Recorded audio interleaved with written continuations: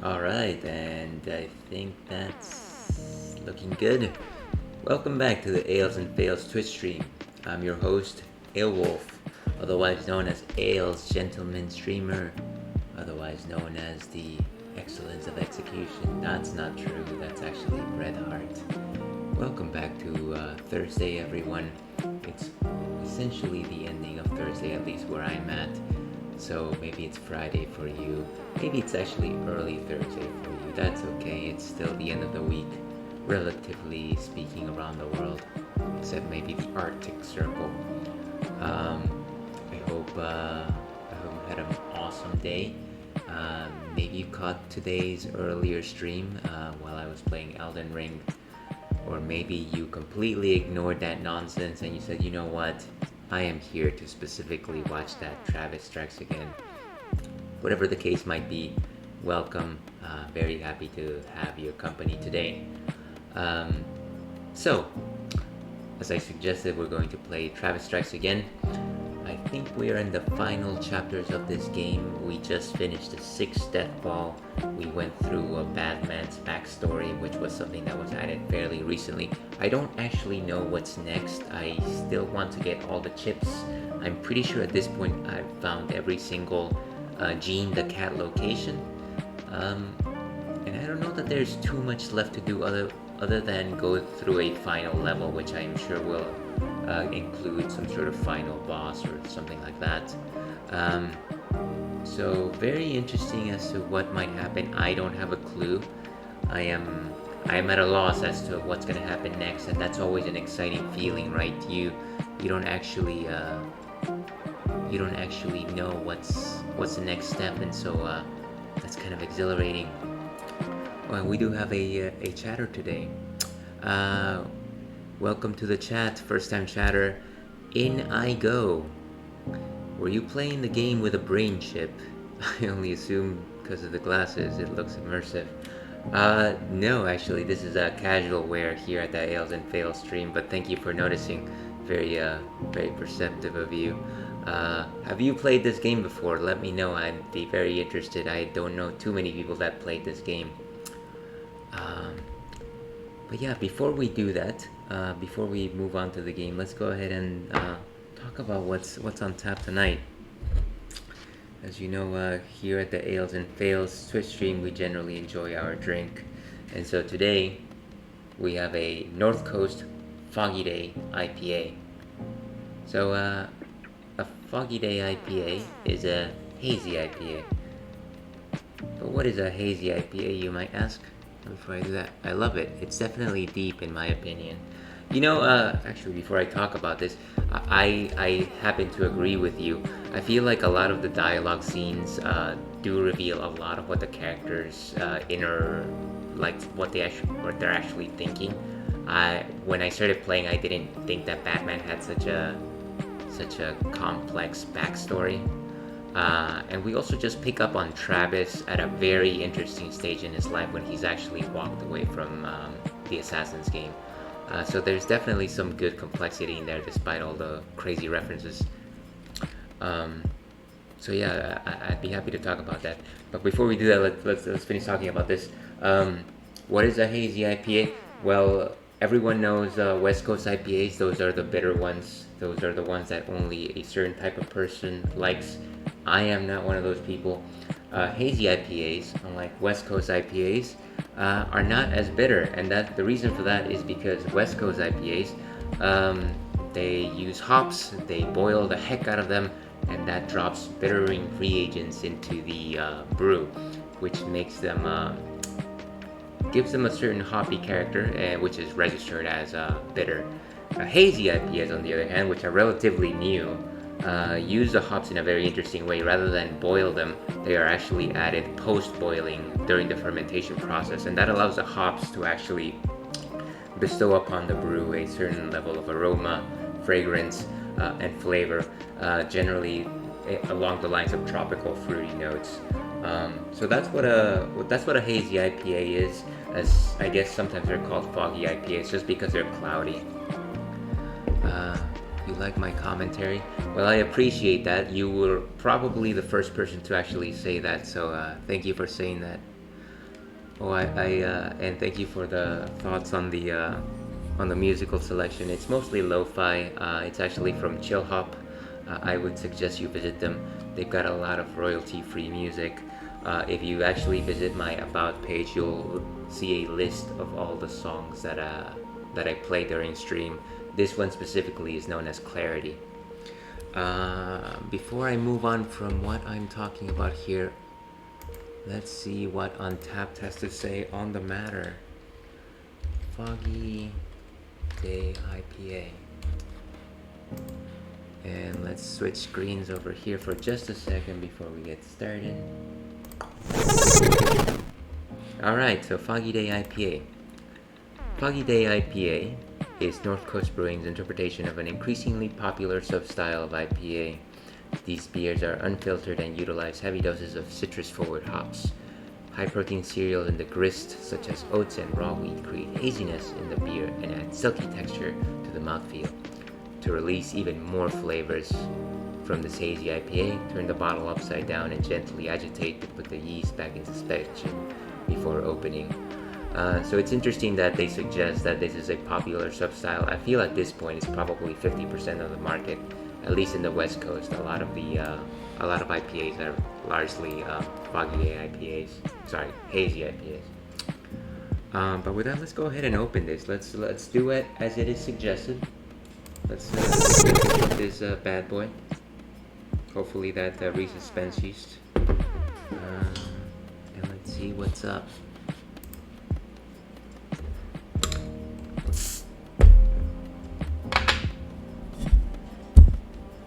And of course, because this is an older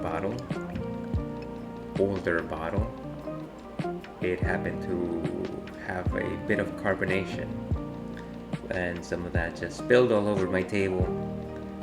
But that's okay. This is the Ales and Fails Twitch stream. You didn't come in to tune in for successes. Alright.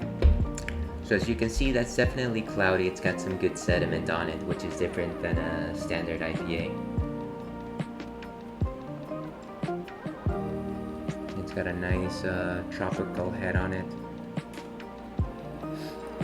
Certainly, I feel hints of pineapple and maybe some grapefruit on it.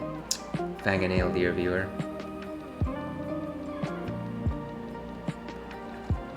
Certainly you get hits with some tangerine as you drink it. In terms of body composition, I would say a 2 out of 5. Certainly stronger grapefruit notes on it rather than anything else. But it's got it's fairly refreshing, I want to say. The hops are not too strong, though I will say slightly more bitter than I would have expected for a hazy IPA. So certainly recommend. I enjoy it. Feel free to check it out if you see it out in the market. Was I a school teacher by any chance? Maybe science. That's a funny question. I was not a school teacher, but you might say that my day job does involve the science. So there is that. That's a good catch. Small world, I guess. So let me go ahead and update my ticker. Take a quick 2-minute break. I'm gonna just compose my untapped entry, and we will be right back on with Travis Strikes Again. See you on the other side of this break.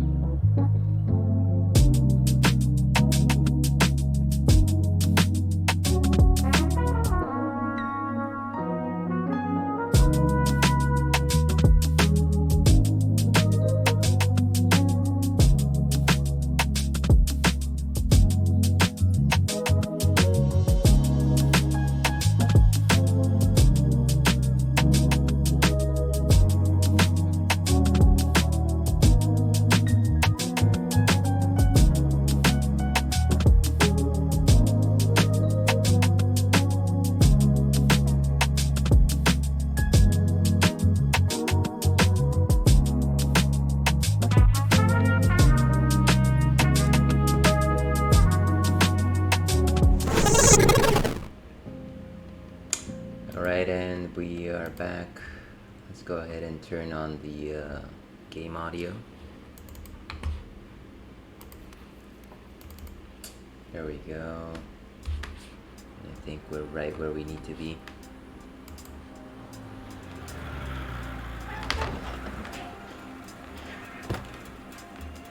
I hate to cut this intro cinematic, it's actually quite good, but waste not, want not, as they say. Charlotte. So, if memory serves correctly, last thing I did, I was in the middle. I had just finished the last Death Ball, which was Serious Midnight. I believe it was Serious Midnight.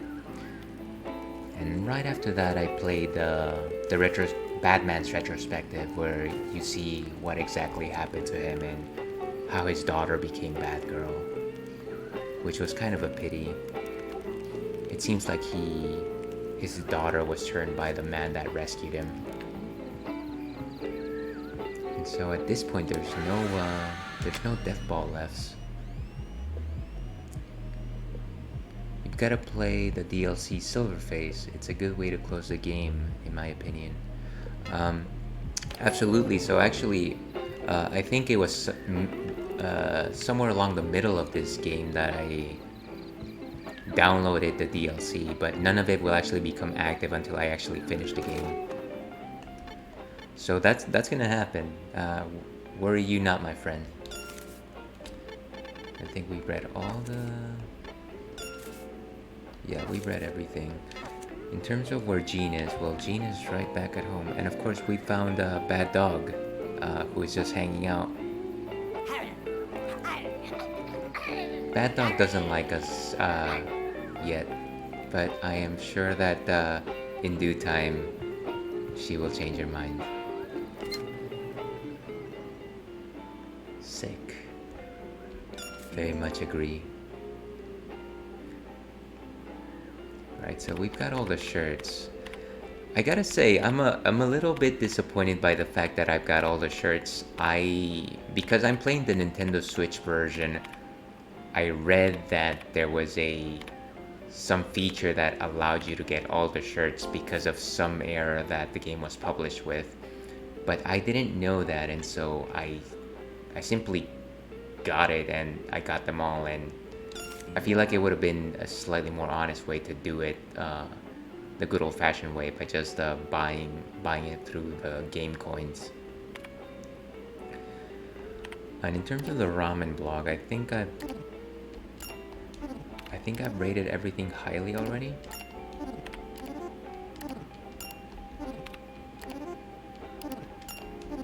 Okay. I wish it would just let you know if it wasn't high.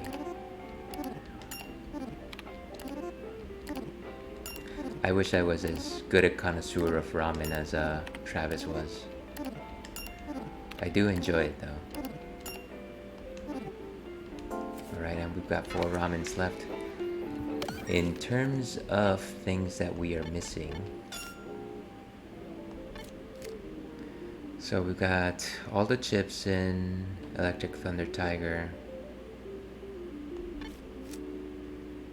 as well as Life is Destroy, which was one of the worst levels to visit. Don't get me wrong, I enjoyed much of the fighting, but escaping Dr. Manhattan was a nightmare. Then Coffee and Donuts, 4 out of 4. 4 out of 4 for Golden Dragon GP. 0 out of 0 in Killer Marathon, which was the incomplete game. 4 out of 4 in Serious Moonlight. So I think we're good. So at this point, what's next? So the motorcycle. And of course, I guess really the only thing left is to go on the motorcycle. Let's get going, I guess.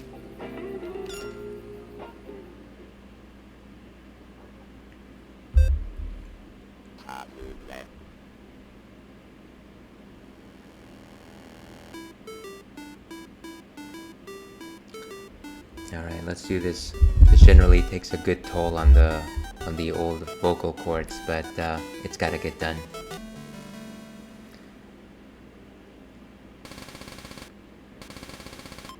Quark gluon plasma.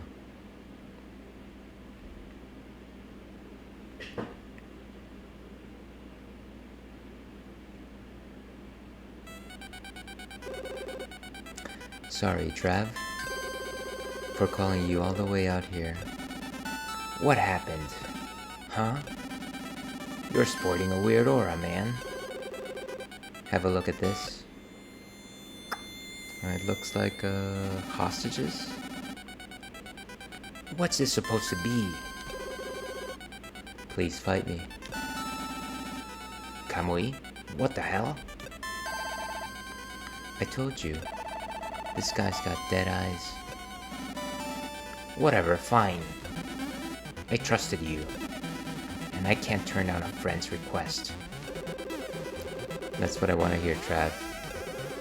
Let's do this properly. Best out of 5. This Uehara fellow reminds me of Travis's brother.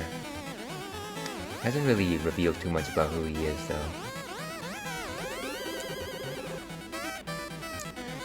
Now for the first assassin.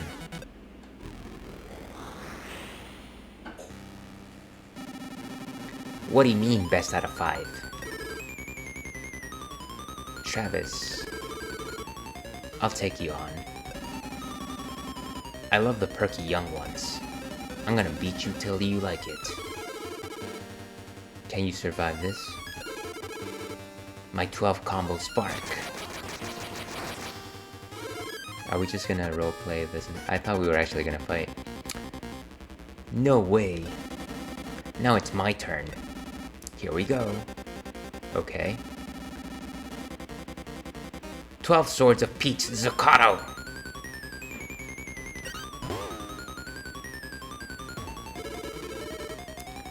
He's too strong.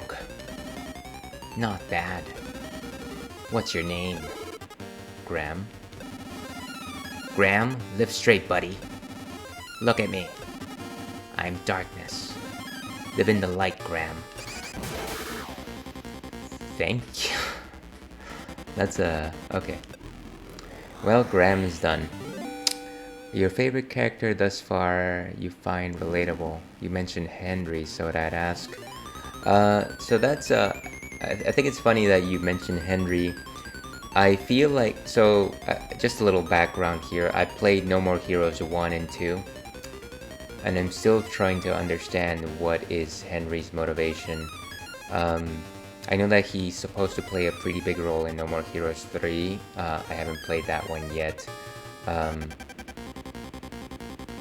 But I don't think that he likes Travis that much. I think they've got a rivalry going on, and yeah, they've got an interesting relationship. But I can't actually read him, and his appearances are so infrequent that he's still a mystery to me.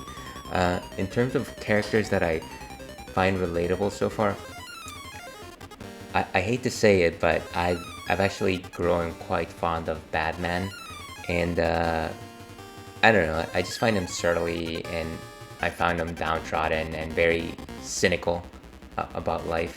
He also drinks a lot, and this is a drinking stream, so there's that. Yeah, I'd say Batman certainly took me by surprise, at least in this game. Have you got a character that you favor? Alright, who is this guy? He looks like he was pulled right out of Lupin the Third. This guy doesn't look serious. Do I not? I'm not taking this pretty seriously. And why? Because I'm facing off with Travis Touchdown, the legendary assassin. How's that feel? Like the greatest prey I could hunt. What a 180. What's your name? John. Wow. John McAllister. Potentially a relative of what's his name from Home Alone? Something like that. Anyways. Die, Travis. He disappeared. Behind you. Huh? You underestimate me, Travis. A pile bunker? Classy. You got some taste. Oh, that's not all.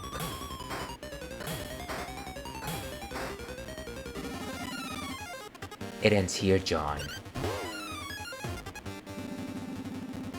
So I was a prey after all. Sorry, but you don't even count as prey. That's not even funny. Ha ha ha. And down goes assassin number 2. Yeah, top 3 is Travis, Henry, and Alice Twilight. Honorable mention, Batgirl. Alice Twilight, she was the next to last assassin in No More Heroes 2, Desperate Struggle. I have to admit, I really liked her style. Actually, there was a Twitter message sent out by a Grasshopper suggesting that the anniversary for Desperate Struggle happened a couple days ago, and they were asking who your favorite assassin is, and without a doubt I mentioned that Alice Twilight was my favorite. Not necessarily for how cool she was.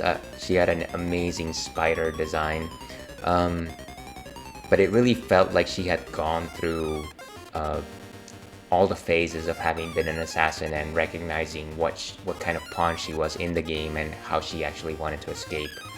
And then at the end of her fight, spoilers, I guess, she does say, don't forget there was an assassin named Alice, and you're supposed to make that promise to her.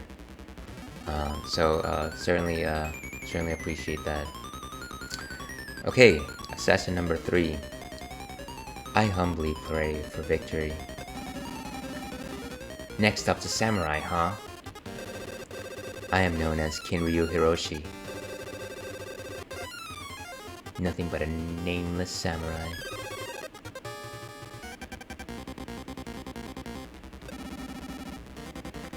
Travis touchdown. I was here eating a burger. Is that so? A pale, round-eyed assassin. How absurd. But that aside, we as warriors shall battle fairly. That works for me.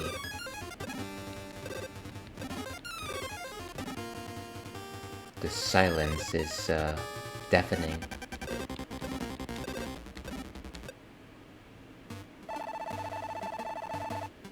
Let me explain what's happening. I have promised the first time I played. I totally get that. Neither one of them will drop their guard, so no one's been able to attack yet. So they're still holding.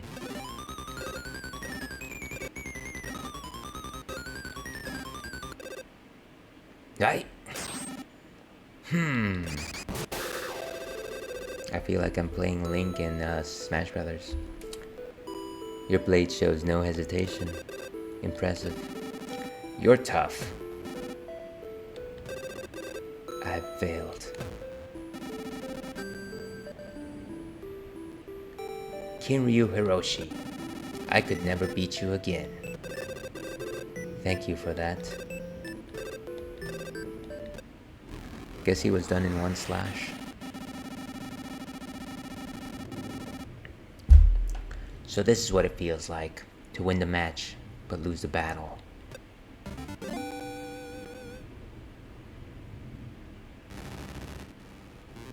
I'm up next. Huh? You hesitated, Travis. Is this the sort of man you are? What a shame. We're not done. We're not done yet. But I shot right through you. Are you a zombie? You shot me in the hair, dickhead. You've got guts insulting me like that. Can you only attack with that mouth? No more sneak attacks. Shoot me for real. You took down all of my bullets. Time to reload? What are you? The best primate assassin there is. No mercy for cowards. Fuck off. Turn into dust and float away. Feel the contradiction of the world. That will be your atonement. Well, down he goes. Damn, it's crazy to think but games like this with so much depth and satisfaction, for a lack of better word, won't ever go mainstream and be appreciated, and like this makes us outcasts to the rest of the world. Yeah, I certainly agree. It's unfortunate that this game didn't get the attention that it deserved. I really like how Suda plays with all of these references, and he molds them into something that presents a message. I really like his characters. I really like his delivery of style. Without revealing too much, if you don't want, but how do you maintain your composure? You seem really to yourself.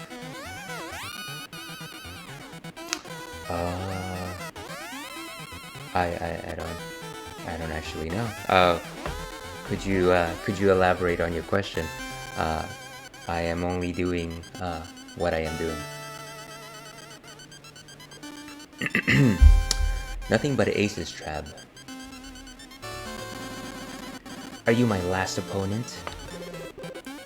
Begin anytime. I'll put the final death ball here. Ah, so there's a 7th death ball. If you beat me, it's yours. Okay. Don't mind if I do.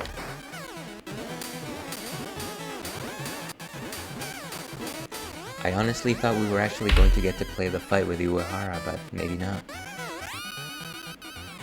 Hey, Trav. What?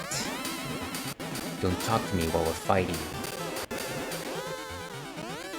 This is the final climax. Battle conversation is sort of a prerequisite. Prerequisite? Schmrequisite. You're pretty tough. A bit, yes. I call the Angel of Absolute Zero. You may rethink that nickname, man. You're tough yourself, Trav. Too tough. It's overwhelming. Okay, now we turn it up to 11. Alright. Give me all you've got. Never mind. Why? Why did you stop? You're my friend, Kamui. I can't kill my friend. Friend? I'm your friend? No, you've been my friend since we were first met. Trav? I'm gonna cry. Men don't cry. I'm gonna cry. Fine, whatever. Cry your eyes out, buddy. And he's crying. So that's it. You're just a child at heart. He really is going at it. Let me eat up all your trauma, Kamui. And our friend in I go. Okay then, no thought for your actions. I say that because you seem like you mind your own business, not caught up with the facades. That's fair.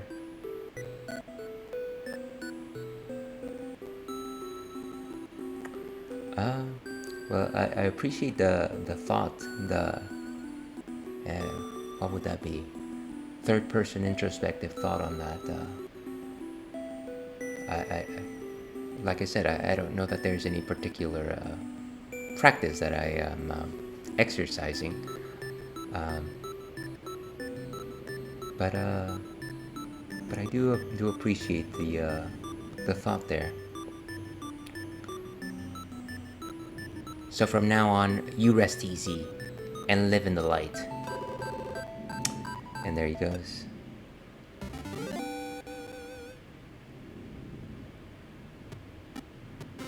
And we are at a game shop. So wait a second. I thought if I don't remember incorrectly, I remember Bishop had actually fallen into the hands of what is it, Pizza Man Jr., Pizza Bat owner, his goons. I forget what that was. This won't work. It's badly deteriorated. It won't load like this. Is there another way to load it? Yeah. You're in for a long trip though. You don't mean the legendary Deathball technician? Bingo, Kamui. I'll go anywhere. Lay it on me. The northeast edge of New England, Portland. And off we go.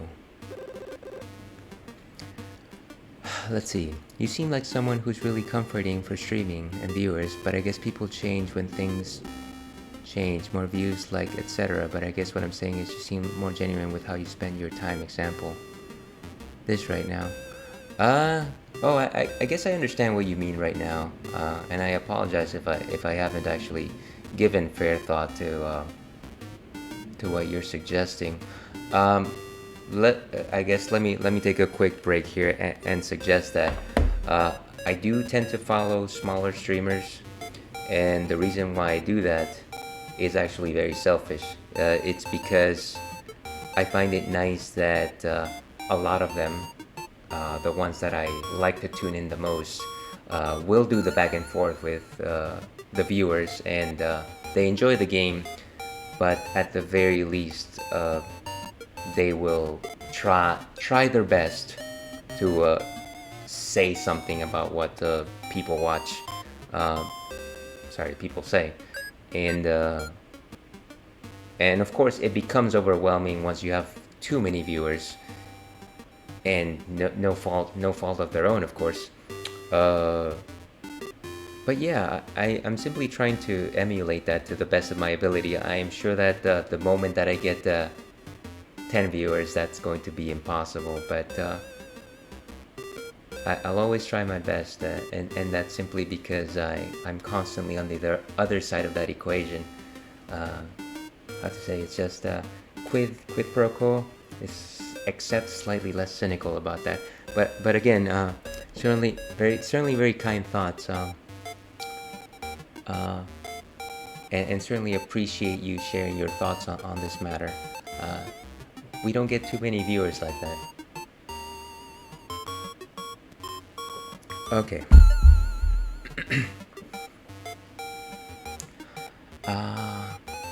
That was far. 10 hours at 200 miles per hour. Even my little accident dried up. Very revealing, Gene. Gene, did you piss yourself? You went to the bathroom a lot. More importantly, let's hurry. We have to find the Deathball technician. To my understanding, people's best work is usually when they first start off. It's raw. Have you seen a lot of people at their inception, at their beginning? I'm assuming you mean at before they reach certain audiences, or are you simply speaking about whenever people start off their stream? And so now we've got an attendant. He looks like Mr. Blonde. Welcome. How many games would you like to play? I'm not here for games. I came to see the legendary technician. Where is he? If you aren't gonna play, I have nothing to say to you. If you play, that's a different story. Are you effing with me? We aren't children. Where will threats get us? One game, please. Of course. Come back here once you're done.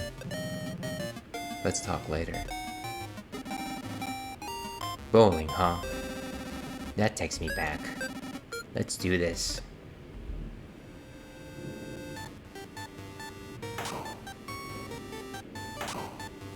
And so I guess we are playing at Las Vegas. 250 points. You're really something. The technician is downstairs.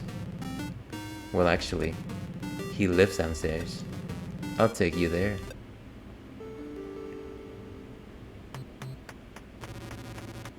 So now we're at the basement of the casino. I heard from Jack. You want your ball cleaned? I heard you're the legendary deathball technician, so I came all the way from Texas. Deathball. So that's why you're here. I only fix balls for ex-pros with exclusive contracts. I only make balls for real bowlers. But deathballs are a different story. That girl's passion surpassed even mine. You mean Juvenile? Yeah, that was her name. To think that I'd be making balls for video games, bowling's arch nemesis. That's an interesting take. The times sure are honestly cruel. Can you fix it? Don't make me laugh. I made those damn balls. Let me see. Center of gravity's off. Give me a bit of time. I'll pick up the tab. Go have a drink upstairs. It'll be ready by the time you're drunk. Okay, I'll have a free gymlet or two. I'll have a Trinity. Well, that's certainly fortunate happenstance, as they say. Yeah, when people starting recognizing more so before that work. It's like Daft Punk, they won a Grammy for RAM, and not Discovery, critically acclaimed. So you're a fan of Daft Punk. I very much enjoyed them. Very sad that they broke up, but maybe that was the right step for them, I guess. Let me ask you actually, would you happen to have a favorite Daft Punk song? I find it very easy to say one more time, but at least maybe sometimes it's not one more time. Wake up. It's done, and perfectly. Here it is. The Azteca light given off from the death ball. So beautiful and heavenly. This light. This is definitely a death ball. Trav, this is where we part for real. My job is now done. I hope everything works out for you. Kamui, live in the light. The light. It's a daunting task, but I trust you, so I'll try. Take care. Goodbye, Trav. And there goes Uehara. Or rather, Kamui. Voyager for sure, the music video is it too? Or face to face? I rather like face to face. It's got a nice moving beat, I think. Certainly a fan of good music videos, and I believe all of Discovery, or rather the DVD movie, sorry, not DVD movie, but the animated movie that they made, Interstellar 555, am I missing a 5, was actually quite the masterpiece, I thought. And not to take anything away from Discovery, but recently, maybe it's just the fact that Spotify sometimes feeds me things at random. One of the things that pops up every so often in my playlist is from random access memory, which I understand it's a little more mainstream in some ways, but Giorgio by Moroder. And I like the entire composition, but just the whole tale at the beginning is always very moving. But anyways, maybe that's just me. Wonder where he's going. From the past to the future. Wandering in search of light. Kamui needs his time. Hey, buddy. Did the death ball do that just now? Dude, you created something really special. I know. What do you think I'm hiding out down here? See ya. Thanks a lot, old man.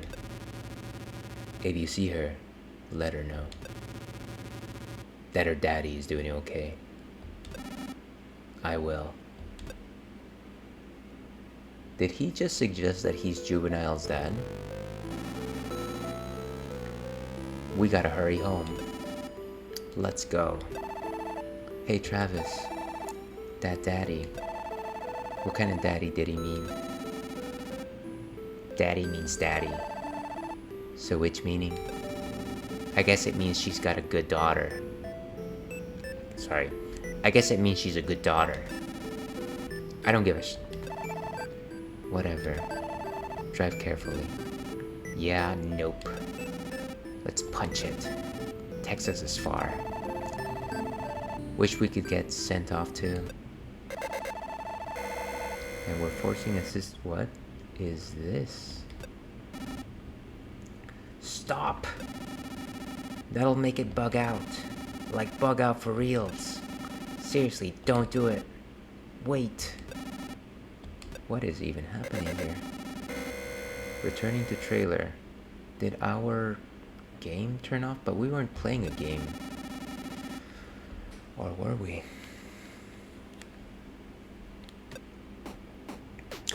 Have I played Killer 7? Yes, I have played Killer 7 all the way to level 3. I've never made it past that. I really like the story. But for one reason or another, I never actually finished it. I really like the game mechanics. I know it's supposed to be not great because it's a shooter on rails, but I think the story more than makes up for it. I like the story of redemption by... Geez, at this point it's been so long since I played it, but the main dude, the guy in the white suit, I think he's the one that's trying to get redemption. Here's a funny thought. When I played Killer 7, I was a very young man, and I was still very sensitive to horror in games, and so even though let's say that I found Killer 7 incredibly creepy and how to say let's say that it made me very anxious every time I played it, so it always had to be in the daylight and there had to be people around. So that might have been also a reason that Garcia and Smith, you're absolutely correct. That might be one reason why I never finished it. And then other games got in the way, as you can imagine.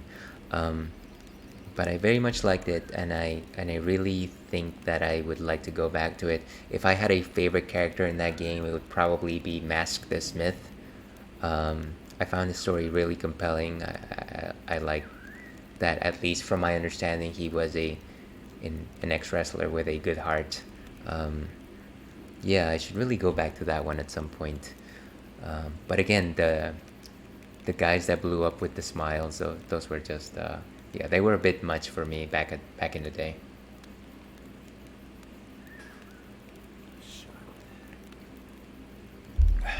Okay, so Deathball acquired. A new game is playable on the Death Tribe MK2. Did you happen to finish it? Let's go ahead and save.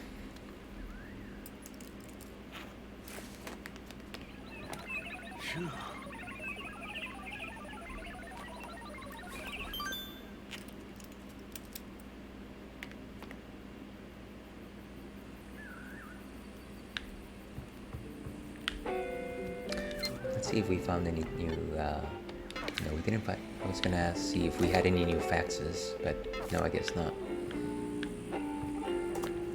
Can we even get on the Spelltigger anymore? It's actually not the Spelltigger. I remember that thing was huge. And we've already done the card chapter.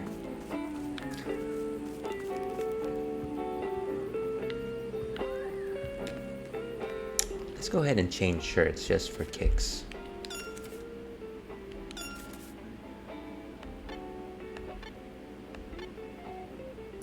Now, if it isn't obvious, I'm a fan of the reds and pinks, so maybe maybe that will color my choice here.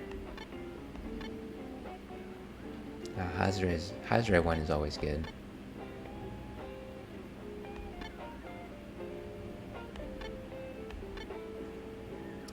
Never played it, but when someone is streaming, I watch it. Feels like it's always something new in game play, how it feels to me, but I will play it one day. Yeah, I suggest you do. If you've liked what you've seen so far, it's actually a very compelling game. Like you said, I feel like the gameplay itself, your level of input in the game is a little bit limited. But I do feel like you seem like a person that enjoys story and character. So if you favor those, I think there's a lot of depth in there to extract.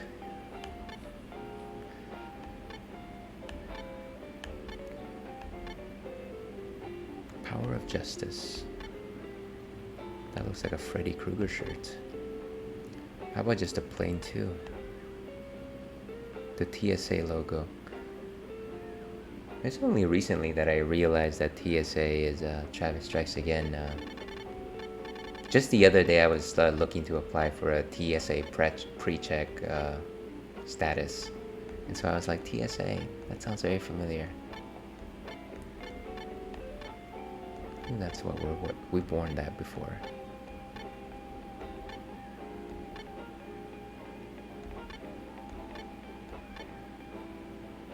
Ah, there we go. The Swords of Ditto. I like that. Let's choose something similar to Batman.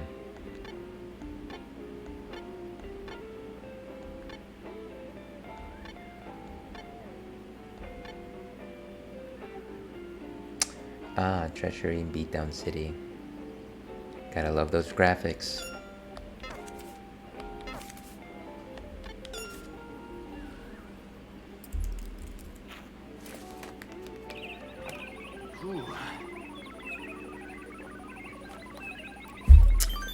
Always important you save your game. Alright, so let's see, what's the next step here? Can we actually interact with Batman at all? Maybe not. But we've got the final death ball as far as I can tell. And this is the CIA. Actually, before we do that, do we actually have like a new poster? Here we go, this must be it. It's just a bunch of question marks.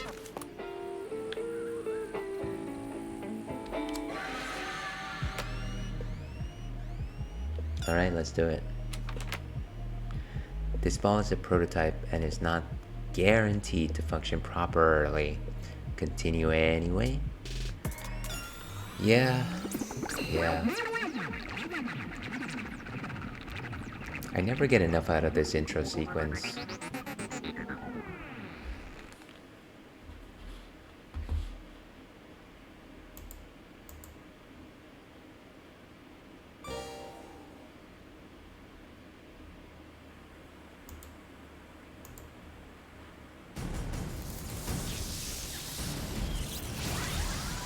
I also never get tired of this little Terminator interlude.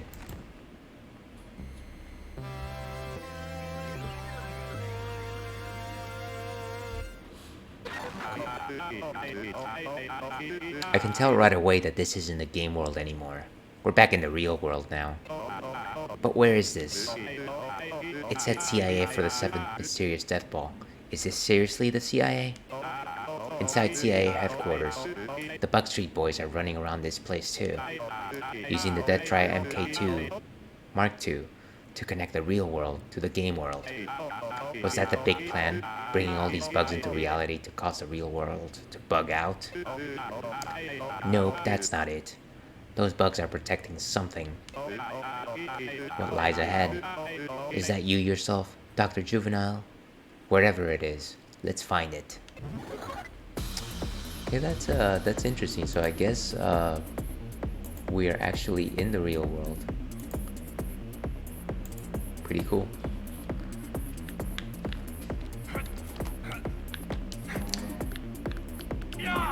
And longtime fans of the stream will actually recall that I only play this game every other week, so every single time I start on a mission, I kind of have to remember my controls. There we go. So, wow, that's a lot of bugs,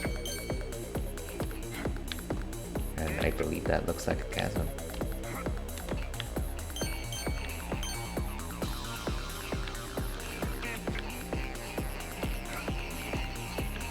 Okay, guys, come on.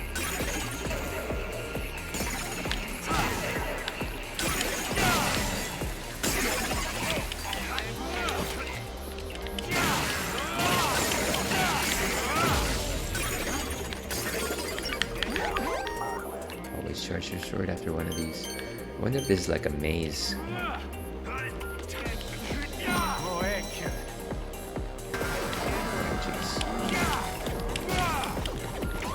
Go.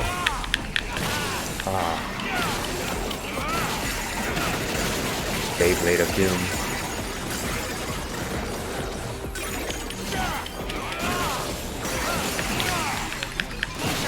Nice.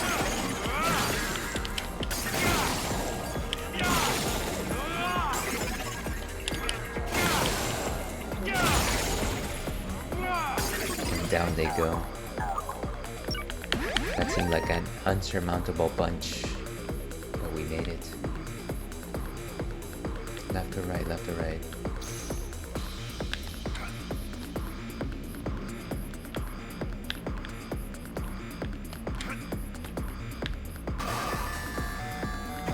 I hate it when they block off my way back.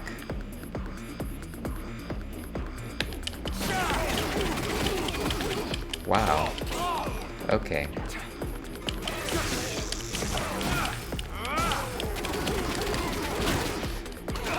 This is...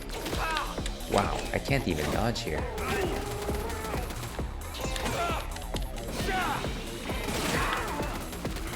Okay, what is...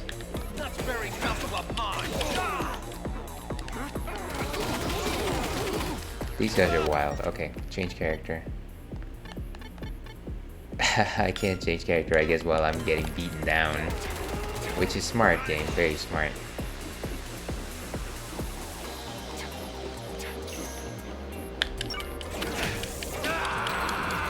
And down I go. Wow.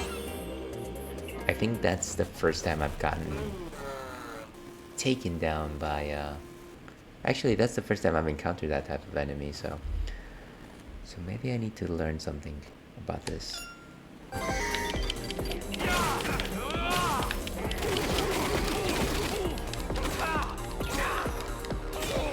I cannot activate my...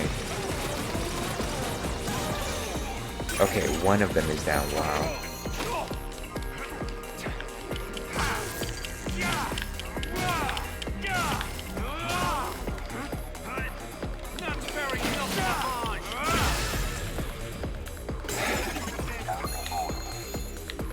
That was rough.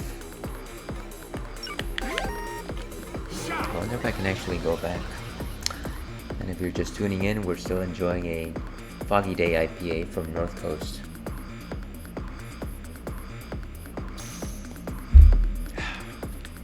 Refreshing for any weather. Okay, so you can actually go back. I wonder if the point of this little maze over here was actually just to get that Azteca stone.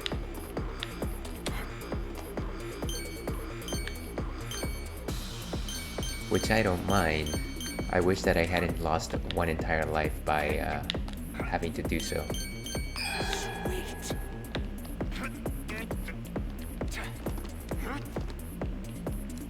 Also kind of odd to believe that this is what the CIA looks like. But then again, I've never been.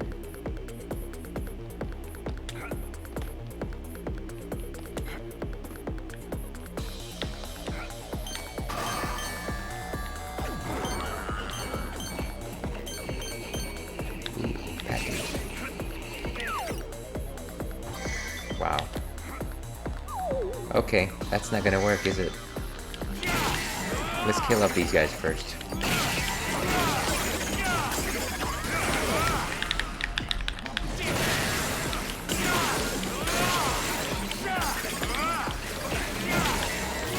Oh, there's another one.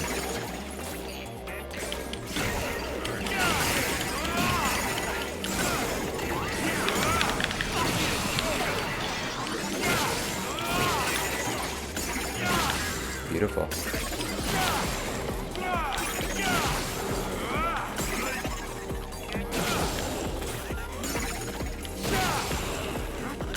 These guys just keep materializing.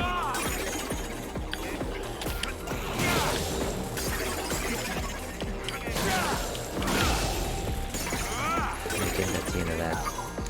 But before we do that, I do feel like trying to get over there. And I wonder what would be the best course of action to do that. Maybe if I do a weak slash while jumping, that will actually get me.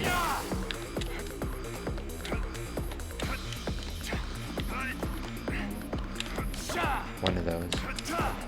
Let's see. There, it actually worked. What is this? I don't actually know what that was. Whatever it was probably good. Let's check my chips just in case I've got something important that I actually haven't noticed yet.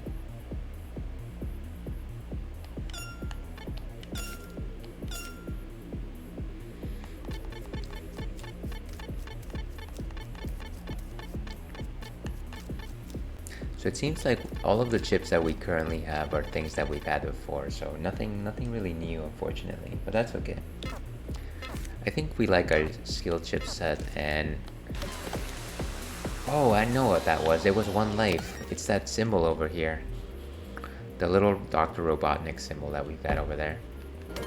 That's what that is, right? Dr. Robotnik and his mean bean machine.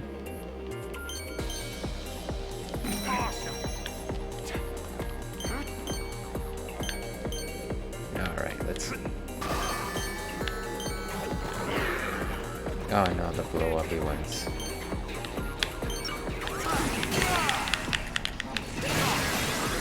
Ooh, that was lucky.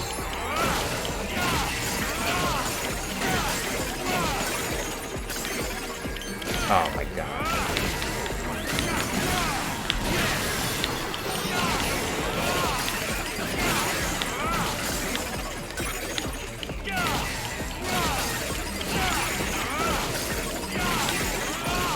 They just keep coming. Oh, it's because they're being vomited by this thing.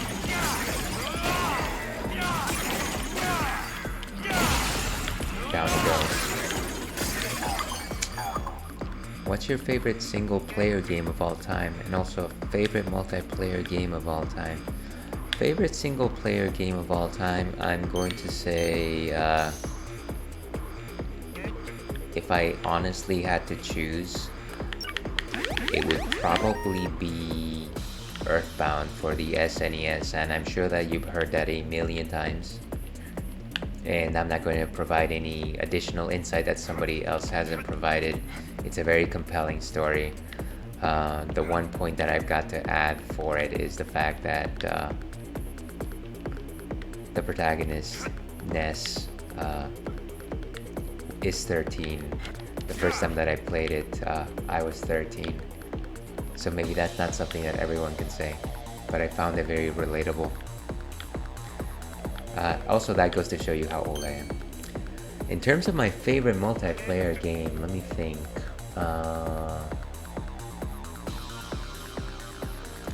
Let's see. What is what's the last thing that I played? Oh, there we go. I'm sorry that this wasn't obvious, but I love the Monster Hunter series. And in terms of what my favorite one was, it was probably Monster Hunter 4 Ultimate. If you're familiar with that series, it's it's a game that punishes you if you don't know how to play, but once you do, it rewards skill. There's no RPG stats to reset. It's just about type of skill that you have against the monsters as they become increasingly strong. You might have stronger weapons and stronger armor, but it really is about just the skill that you possess. I haven't actually. I know of it though, just because of Smash Bros. I'm assuming you're talking about Ness from Earthbound. And yeah, that's totally fine. It's a pretty old game, to be honest with you.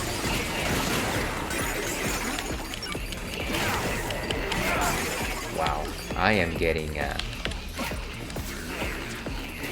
just because of Sheepman. Is he actually summoning new ones, or am I just not kicking their butt fast enough? Probably a bit of both. Alright, that's it. Ah, I completely missed him. Let's see if we can charge up for a second. There he comes. Whew.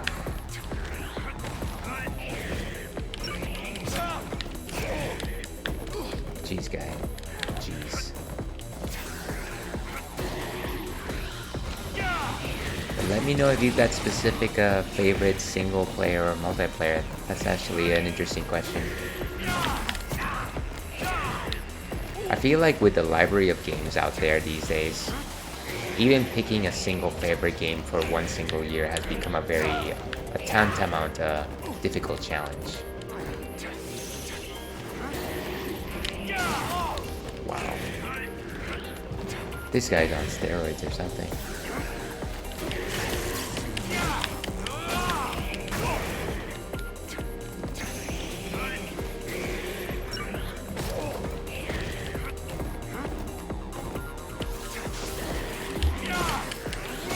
Ooh, I should have dodged away. Okay, I think we're changing to Batman. Of course, I can't change characters. Actually, it doesn't seem like I've got Batman at all in this entire stage, which is interesting. That's the first time that it's happened, but it's also the first time that I've been fighting in real life. Favorite single is the first No More Heroes, and favorite multiplayer is Halo 3. I find it interesting that you mentioned the first No More Heroes. That's simply because I feel like the common speech with it is just the fact that while the storyline and the gameplay and the style was great, people really didn't like the overworld, which I tended to disagree with. I thought that at the time that it was released, the fact that the overworld was so empty was kind of meta commentary on the fact that at the time there was sandbox games with that touted kind of a massive overworld, but with very little actual things of substance to interact with, and so it was kind of a suggesting of how ballooned that particular aspect of those games were, and honestly, once you got to learn how to ride the bike, it didn't matter how big the map was. You could get from point A to point B very quickly. Facts. Example, GTA 5 with a whole lot of nothing. You know what? I haven't played GTA 5 myself, but I have heard of similar complaints, so you might have something there. As for Halo 3, I am a Halo noob. I've only played the first few Halos, but what is there is gold. I've never actually gotten to the point where I've gotten a crew to play consistently, but I feel like if I had, it would certainly be one of my favorite games. So yeah, mad respect for the Halo series. Alright, what am I doing here? Oh yes, still trying to beat Sheepman. You gotta be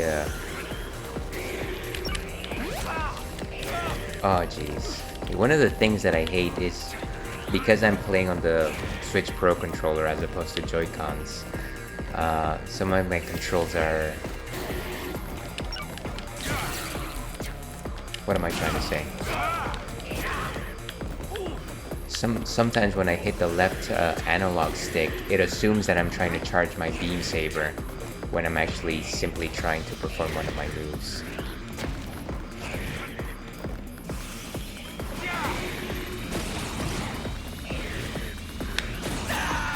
And there I go, wow.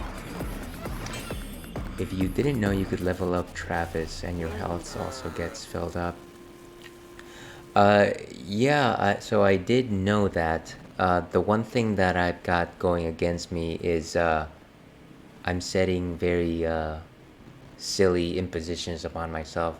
So my idea is, if as I was playing through Travis Strikes Again, I wanted to have enough XP to level up both Travis and Batman at the same time so that they would keep pace with one another.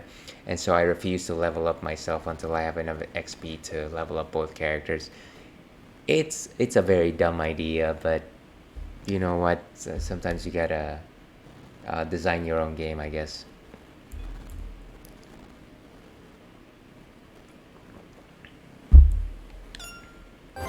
Alright, we're back. Back in action. Like Looney Tunes.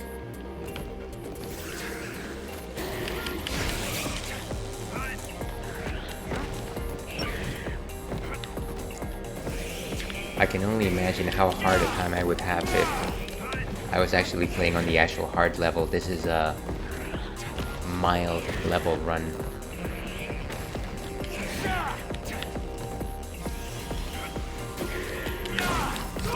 I feel like the next step here is to actually change ships, and maybe what I really need to do is change to some long-range ships.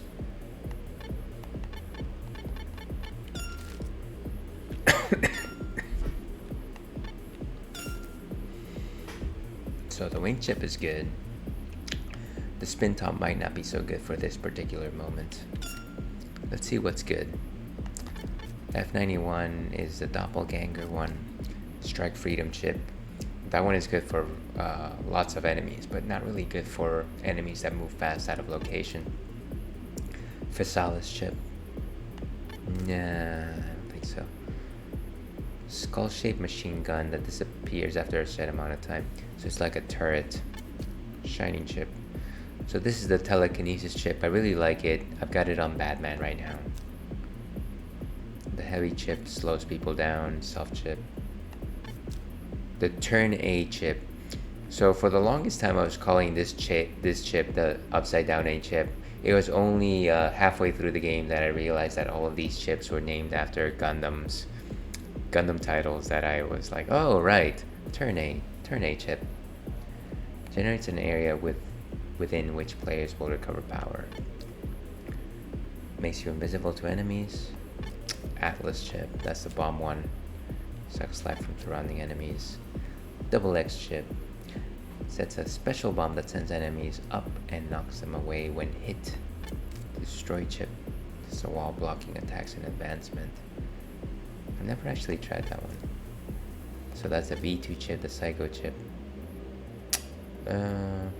Maybe the Psycho chip might be a good idea.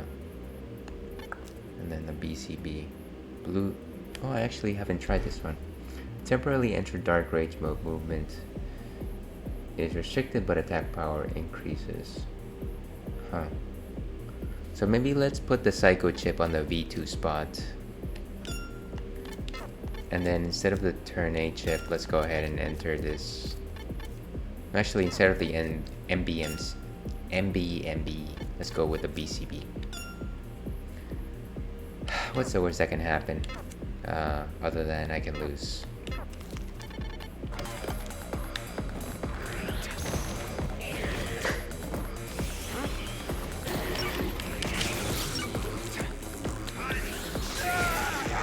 He caught me.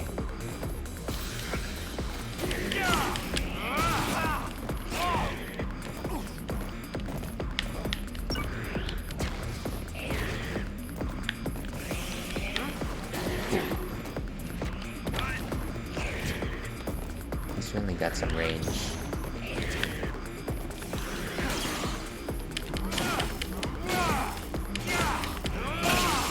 Down he goes, wow. The discouraging part is that wasn't the level boss, so there goes that. But that's okay. That's okay. We keep moving, we keep on trying, we keep learning, and we keep evolving. And here's our friend, the old John.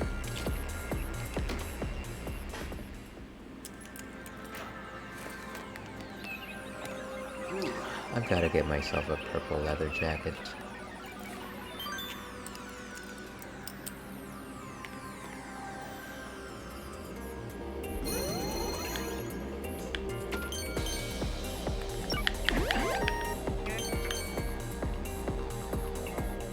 Alright, moving on to the next part. Nope. It's like we're playing Mario Kart whenever we get hit with the squid ink. Oh. Oh, it just got turned off. That's wild. Please insert one of 50 blessings medal to load. So I guess it temporarily goes away whenever we hit this thing.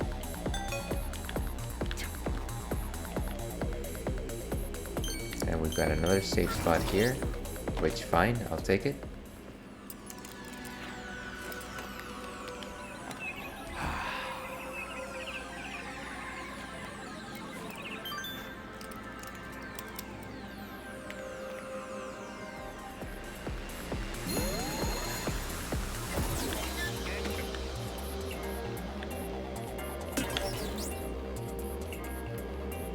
That's gonna get frustrating whenever I can't reach one of those. This is definitely a maze type level. Now I feel like going back to see if I didn't miss something.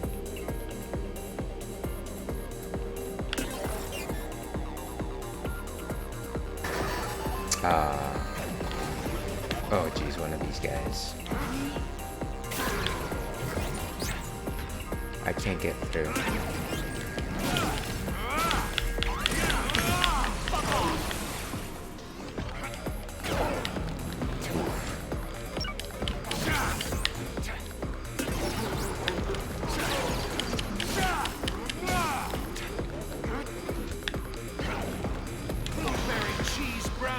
Oh, I see. Well, that didn't help. Oh, maybe it did. That's actually a pretty powerful power-up.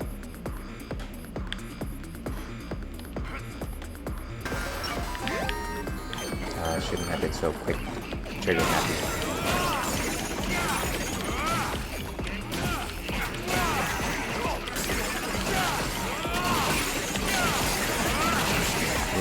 Oh, I see. We've got one of these enemies that takes away your chips.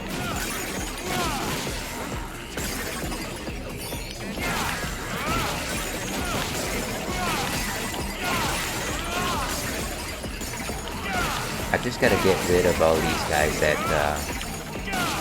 keep spewing enemies. Otherwise I'm gonna run out of power very quickly. I need to just... okay.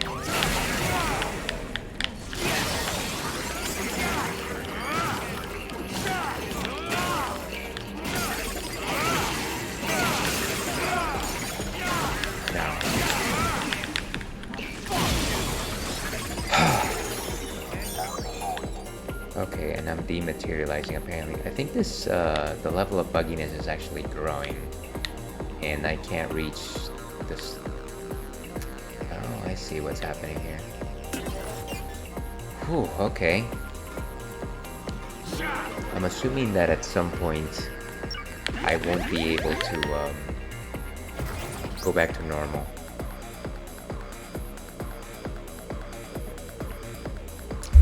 If you played with a buddy, Travis and Batman have this special move called Chocolate Banana Crepe with Caramel Ice Cream. A really cool cinematic plays too. Well, that might be nice. That would be nice. Yeah, this campaign's been entirely solo. And I think it's probably going to conclude that way.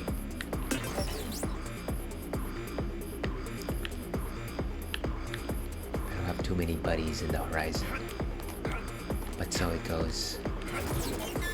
Wow, the bugginess of the game just keeps coming back even more quickly every time.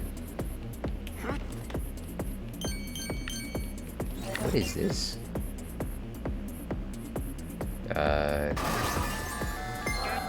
50 blessings. Okay, so we're supposed to put that back at the arcade, I guess.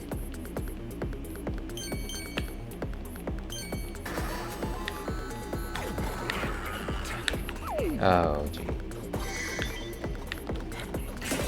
Okay.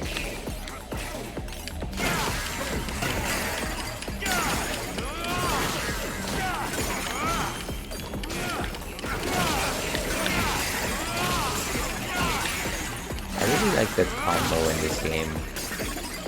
It's almost as if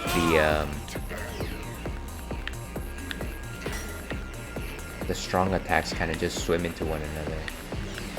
What am I doing here? Ah, he dodged.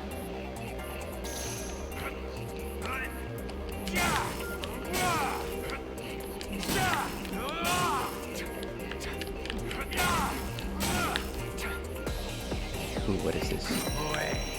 That was useless. And Link's sword plant.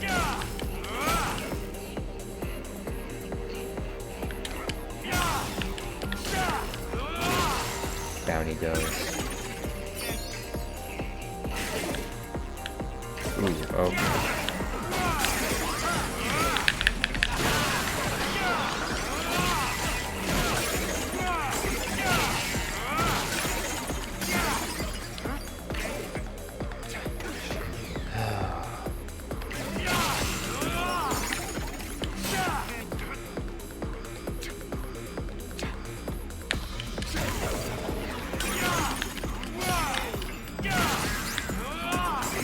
Okay.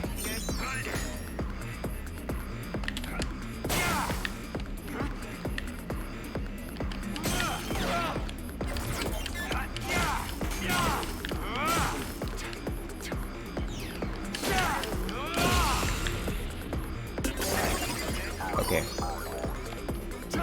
Well, like I said, there's the bugginess in the game is I feel like it's coming back faster and faster.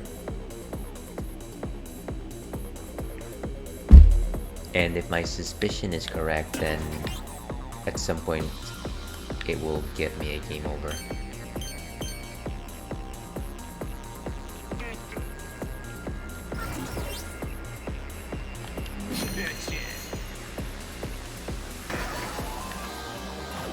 Don't tell me.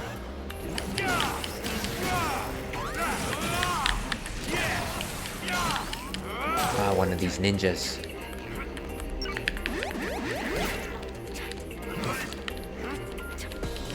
Dodge away.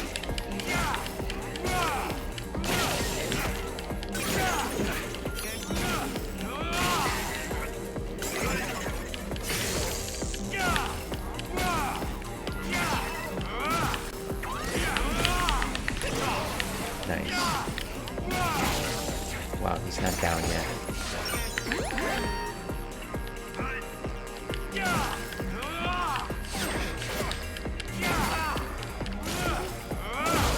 Okay, gotta get to the safe spot.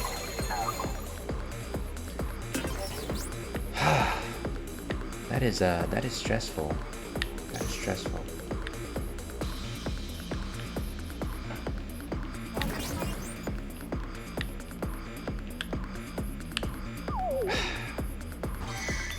Amateur.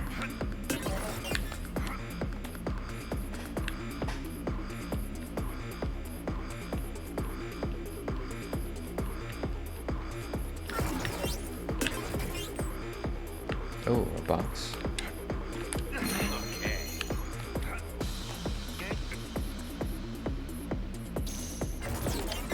And let's take a moment to recharge.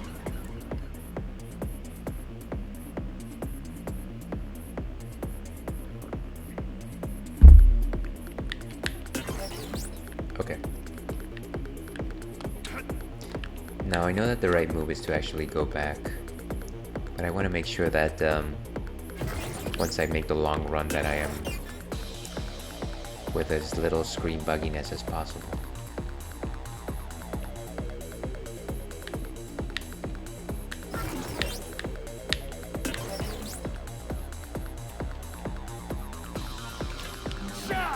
Let's go ahead and save.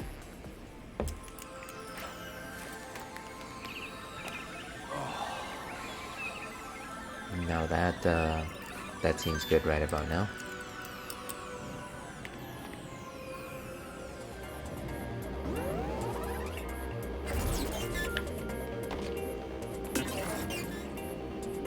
And so these two are blocked off. I wanted to see if I could actually get that box at the bottom. Yeah, that one right in there. Oh, come on.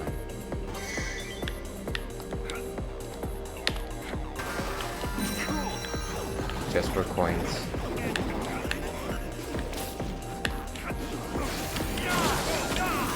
Wow. Okay. Is this my demise?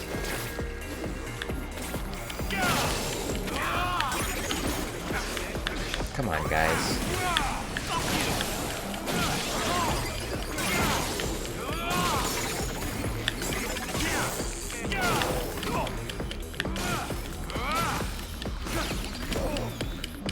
I hate these Mr. Driller types.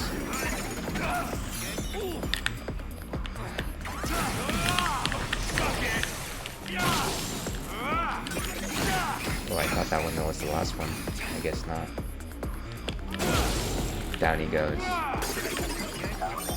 Okay, gotta get to the safe spot. Ah, that was lucky.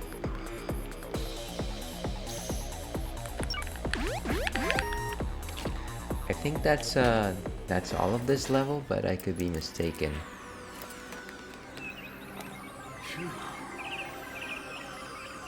Get the feeling whenever I play one of these exploration games that even if I check the entire area twice and I'm sure that I've explored everything, there's something missing. Games, I feel like across the years, games have kind of taught me to try to explore every possible nook and cranny before moving on, because it's a sad thought about moving on and missing out on something that was there. Hotline Miami. For reals? There's an arcade version of HLM? Wonder if it has new modes in it. No, I've never actually played Hotline Miami, but I did see some gameplay footage of it, and I do know that the game received good clout. And who do we have here? You don't look familiar. You're not like him or them. I don't recognize your face at all. But I know you, but you don't know me. Do you remember? Look at my face. We've met before. We passed each other out by the convenience store, haven't we? I don't know you. Why are you here? You're no guest of mine. What are these characters? I remember now. I invited him about the thing. I know about that. You're up to the task. I don't mean to force responsibility on you or anything, but you're the only one who can find them. I don't know anything about this thing. Nobody's told me anything about him, nor about you. There's a reason you've come here. It'll probably be a good idea to confirm that reason. He's disappeared. Find him, and you'll find the reason you seek. There is no reason. I should leave. You should leave. Security here is pretty tight. It's not going to be easy to get in, but we've got your back. I'll open the lock up ahead for you. I'll give you a clue. He has a symbol. It's a very important symbol. Collect them all, and I'll open the locks. That'll be your reward. You can't. That's against the rules. I see that you remember now, don't you? The symbol. This lead-in. I can't remember it. Find him? Who the hell is him? Okay, well, that one was a tough one. All these kooky farmyard characters, very difficult to find voices for them on the fly. I feel like I should have been a bit more collegiate with the owl, but gotta do what we can.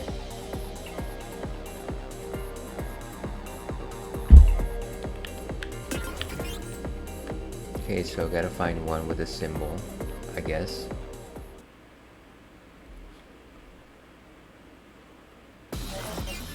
Oh, hey, what is happening?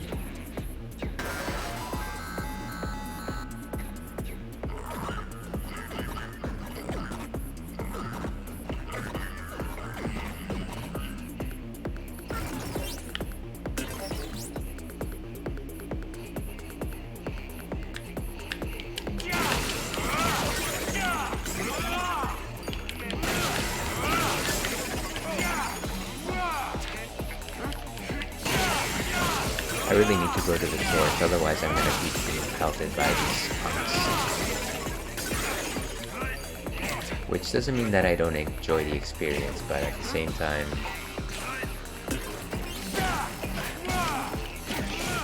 Okay, let's go.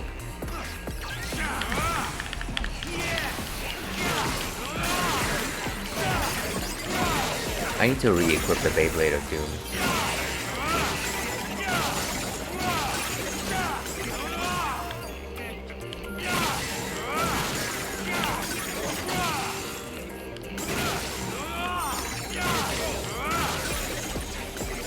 Where are they coming from?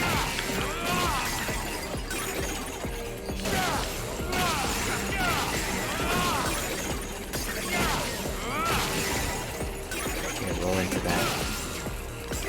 Another one is right there. We got one of these ninjas. Oh no, he already spotted me. I gotta get somewhere safe. Yes, I understand.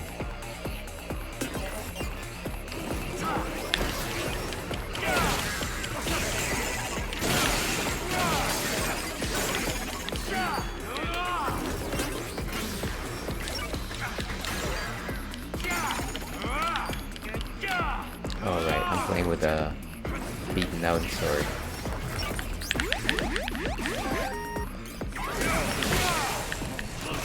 Oh, totally missed him.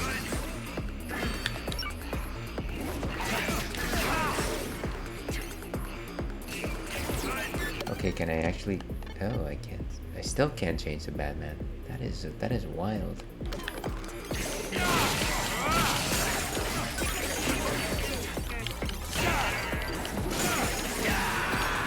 And down I go. Wow. This is certainly one of the most challenging levels. I feel like so far in Travis Strikes Again, the things that get me are the areas before the levels. This is probably the first time where I've been overwhelmed by the melee sections.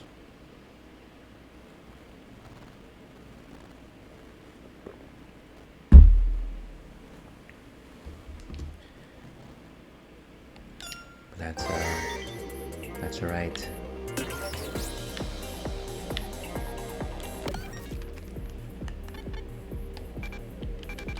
Very interesting how that works.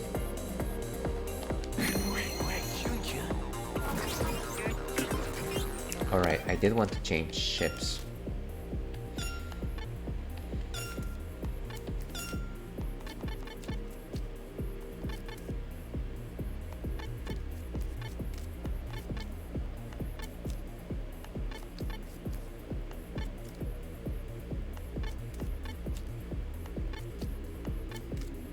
And so the V2 chip is what we're talking about.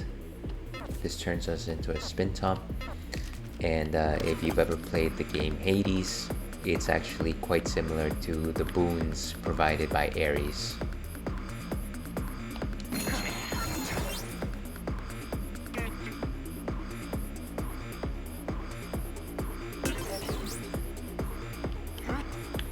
Okay, so nothing here.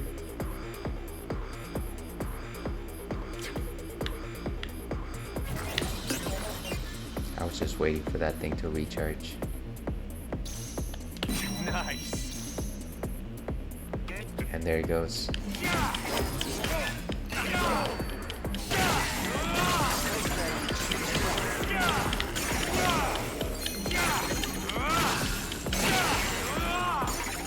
Where are you, punk? Oh, did he already go down? Wow. Let's charge up a bit while we have the chance. And this is the last of this. To your health.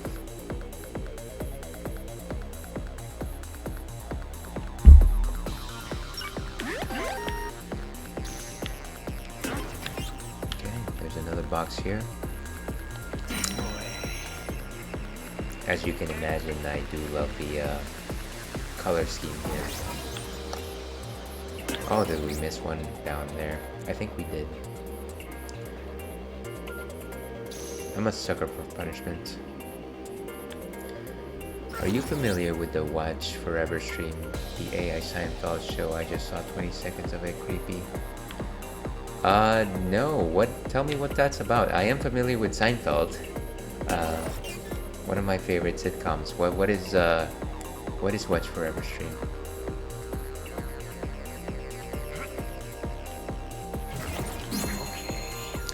By the way, Inigo, one thing that I neglected to say, and I do apologize, is thank you very much for the follow.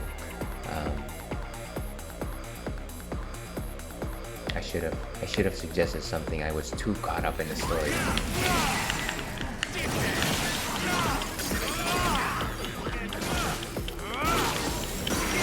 Down it goes. I hate these killer types.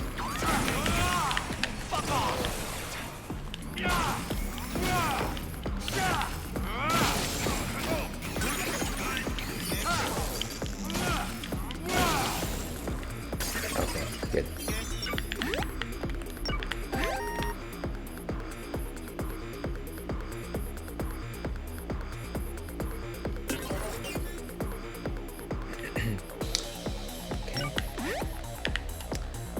It's an AI ran stream on Twitch, and it's generated show with a Seinfeld setting. Well, I'll have to check it out. Can you tell me from your perspective, why do you find it creepy?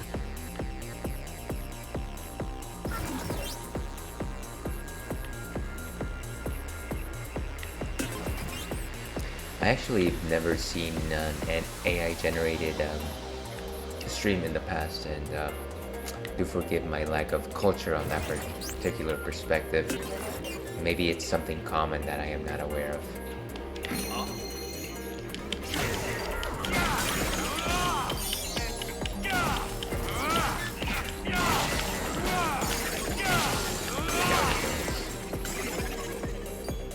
It just doesn't seem right. I'll have to check it out.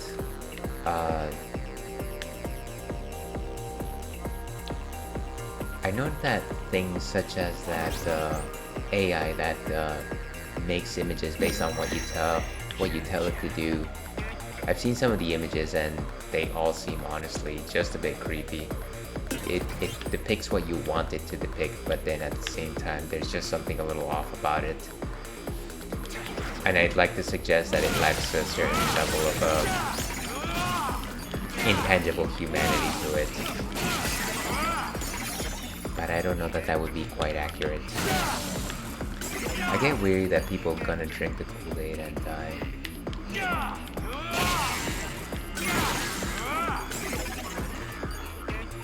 Well, the easiest thing to do, as I'm sure you have noticed, is to do nothing.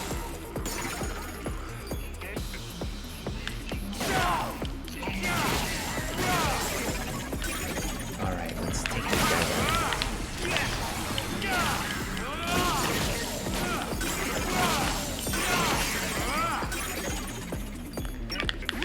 Let's recharge our beam saber.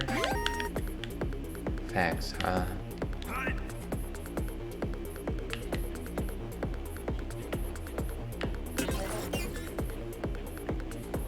Yeah, be good to yourself, be good to others, but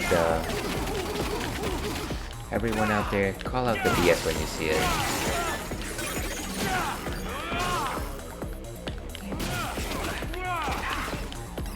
Ah, these guys are tough guy that kicked my butt last time.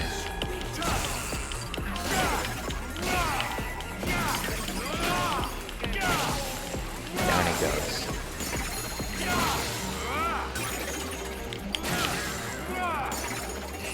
Gotta take care of this horse.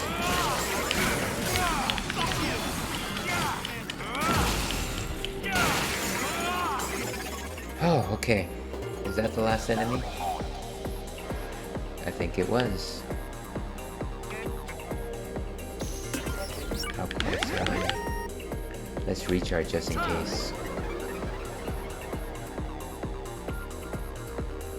And actually, I think right here we're going to take a quick bio break. I think we're gonna go ahead and get the last drink of the night. So if everyone is so kind, stay tuned. But maybe actually let me find a safe spot. Oh, there's a save. Oh wow. Okay. Of course it had to be a sheep, man. Of course.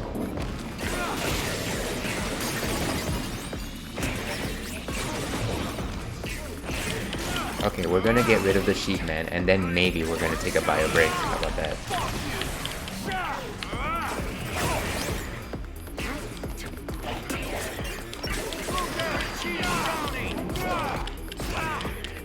Wow. Okay, get up, boy.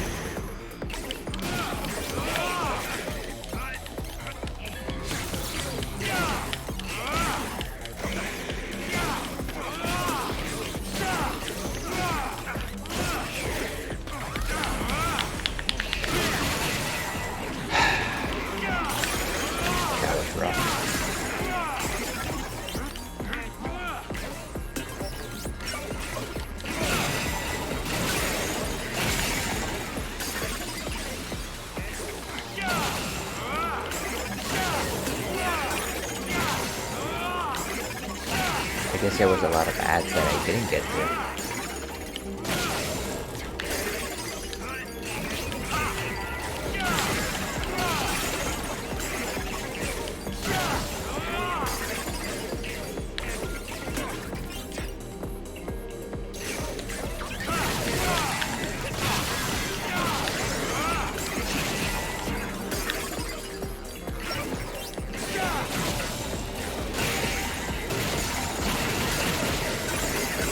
Down they go.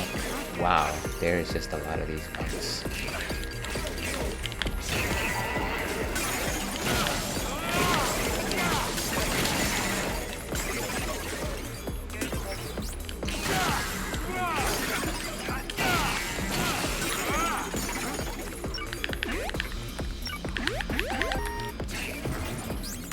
And maybe this is the last one. Wow. That was a challenge. Okay, so as I was suggesting before, we're gonna take a bio break. We will be right back in a couple minutes, folks. Stay tuned. We probably got about an hour left of energy. Hopefully the night doesn't sink me, and I would like to just not die while I'm on a bio break. So let's hit it there. I guess it's not gonna let me. Let's go ahead and do one of these. There we go. And yes, we will be right back.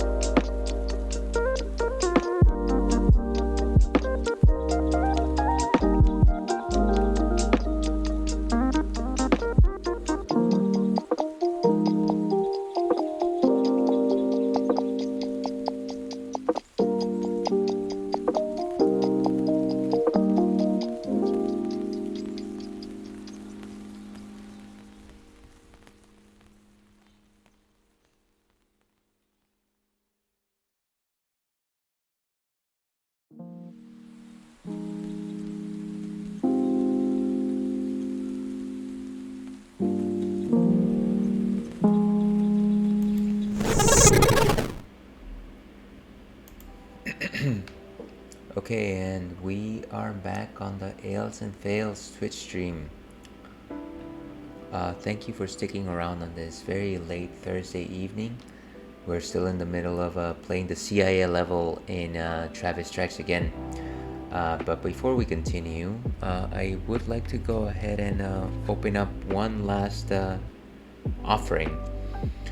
And tonight, in order to round out the evening, we've got a Viva La Beaver, which is a Mexican chocolate peanut butter stout.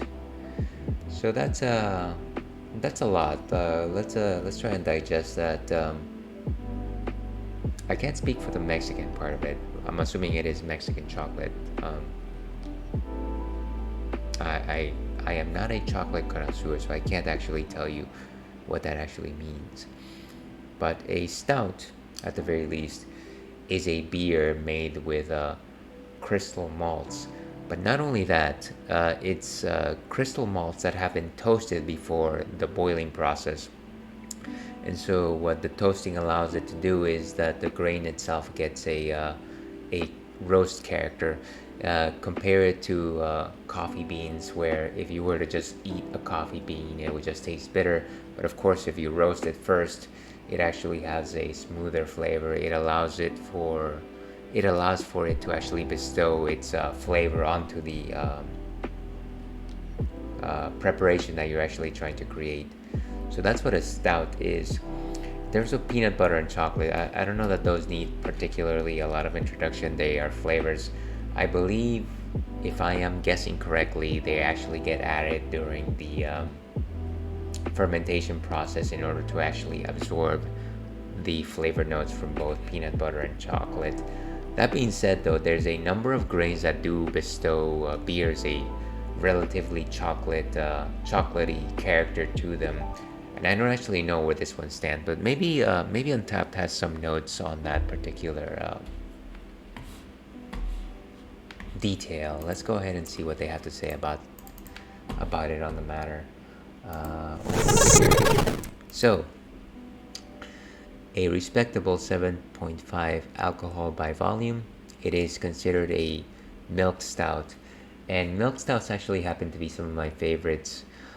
Simply because I'm a simpleton. I'm a very simple beer drinker, and so I do enjoy stouts that have a particularly milky character. And that is nothing to say that it tastes like milk or that it has like a sweet flavor. It's more about the texture of the drink. It's got a how to say, it's got a creamy body to it. Think of drinking evaporated milk. I don't think anybody drinks evaporated milk, but you've seen it being poured somewhere. Just imagine drinking that. And they generally tend to be on the sweeter edge, but not necessarily so. So, Viva La Beaver is loaded with notes of creamy peanut butter, cinnamon, and coffee. This decadent milk stout is a perfect dessert beer to finish off your meal, and is our highest rated beer, receiving numerous gold and silver medals. Sink your teeth into this liquid chocolate treat. So Viva La Beaver is actually quite tasty. I didn't actually know that it was their highest rated beer, but goes to show you how much I know. Let me go ahead and copy this, just so that I can update my ticker. But yeah, a very respectable beer. Let me go ahead and go back to... Let me go ahead and update my ticker over here. And let's go ahead and open this bad boy once I properly update this. And voila. Okay, so let's open this guy. And our friend Inigo says, I don't do any alcohol drinking, but what would be the creme de la creme from a general consensus? Do you actually mean in terms of alcohol drinking? I gotta say, I'm not a spirit drinker, though I do respect them. I mostly drink beer and then I do some wine. Okay, so in terms of alcohol drinking, again, a very close-minded perspective here. I would say I enjoy most the beers from Belgium. and that is because they've got good history, but they were never afraid to be creative about their drinks. And so you've got something like a Belgian triple, which is a golden ale. It's very light in coloration, but it's good alcoholic strength, and it's got good spices on it. It's a They've certainly got a good body on them. I would say a 3 out of 5, and they're very effervescent. My significant other laughs at me when I describe them as fiery. It's not quite spicy, it's not quite bitter, but it's got like this very clawing taste at your throat, that it just it's very compelling. I hate to say it, but I can't describe it better than that. It's got a fiery note to it. Those are Belgian triples. That is not what we're having tonight, but I appreciate you asking. And of course, I am not about to cast aspersions on anybody that doesn't drink alcohol. I think drinks of any, whatever your drink of choice is fine. Most of my friends, I'm going to say 98% of my friends don't drink alcohol, to be perfectly honest with you. I'm the lone wolf in that particular totem pole. But what is your drink of choice? What do you enjoy drinking whenever you want to just have something fun? Something to quench your thirst, or maybe something to enjoy?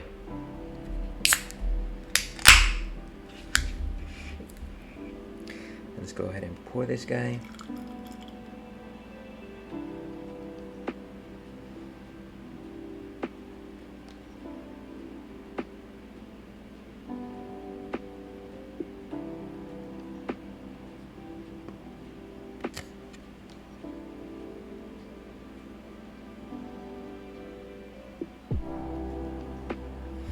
So it's certainly got a very strong chocolate character. Some light hints of coffee on that.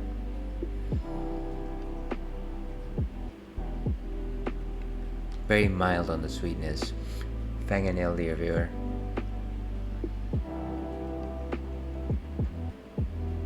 Thickness on the foam.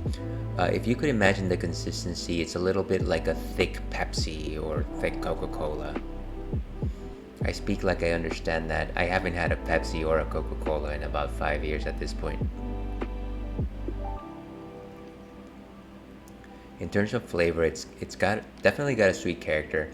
I would say the coffee notes are certainly more on the background. I would say what punches you first and foremost is the peanut butter flavor to it.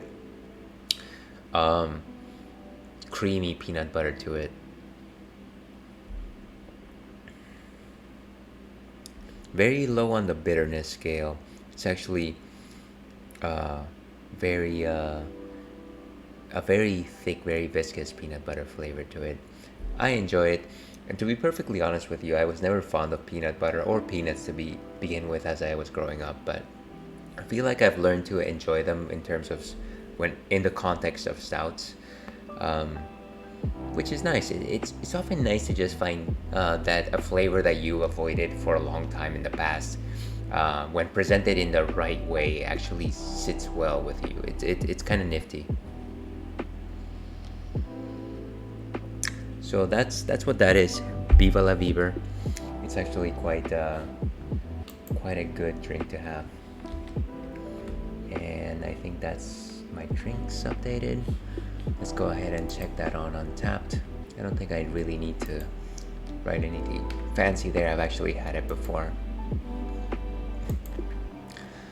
Okay, so Hawaiian Springs water, or some type of raspberry juice blend, or lemonade drink. Just found a good tropical Italian soda at Whole Foods. I do like the Whole Foods selection. I gotta say, in terms of just soft drinks in general, one of my favorite ones is pink lemonade. And I know that the pinkness doesn't add anything to it. It's just optics. I'm sure they add some sort of a slight flavor to it, but whenever I'm looking for something NA, pink lemonade is certainly something to go to. And that's actually something that maybe a lot of people don't appreciate. Whenever you're drinking or even eating something, yeah, flavor is like the vast majority of it. Aroma is a vast majority of it, but the look of it actually provides context to what you're tasting. It's not just two senses that are being stimulated. It is just the whole package. Pink drinks always taste better. 100% true. I've definitely had some sour beers that are pink in color, and I'm always drawn to them. And I can't subjectively evaluate them. They generally taste great. So very, very much agree with that. Cheers to you, my friend. But with that, brain be cool. Absolutely. Let's go back to our game. Let's see if we can actually wrap up this level. I'm going to say chances are low, but chances are not zero. So that's there's something to be said there.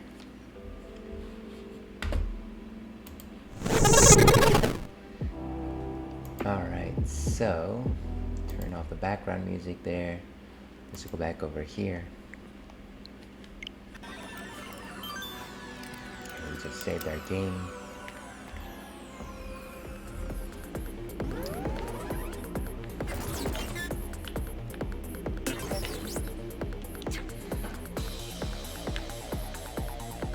Honestly, at this point I'm constantly anxious that the stage is gonna bug out on me if I don't step on one of these tiles. Okay, next phase.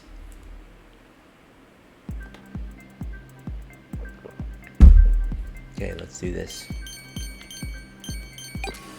Oh, now this opens up doors, I guess.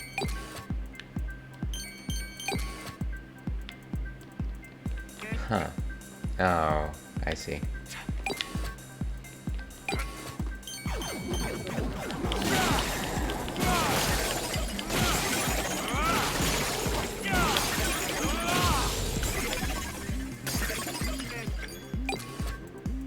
Well, it seems like the screen effects are off. It's just about opening doors at this point.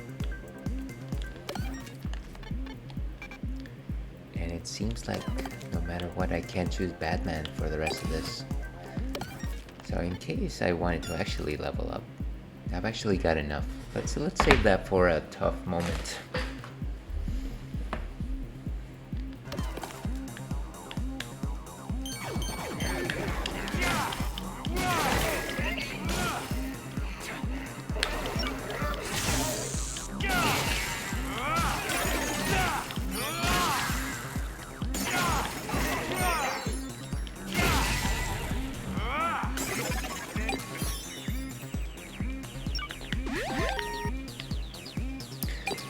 Funny story, I happened to be clearing out my second fridge.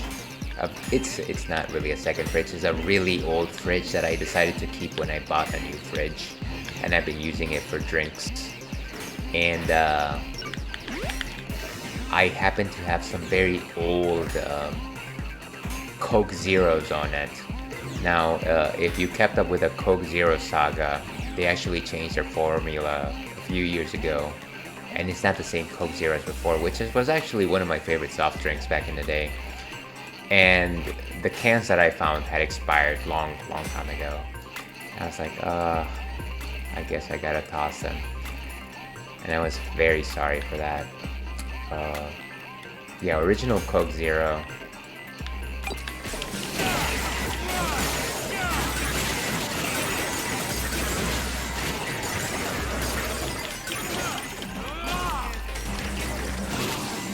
Down it goes.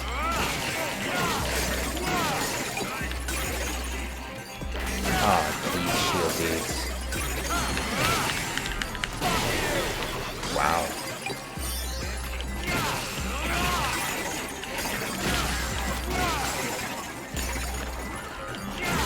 Why didn't I actually smash them through the doors?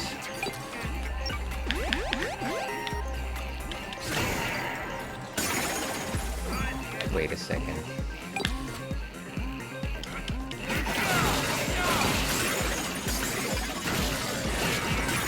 And of course the reason is because this thing keeps creating them.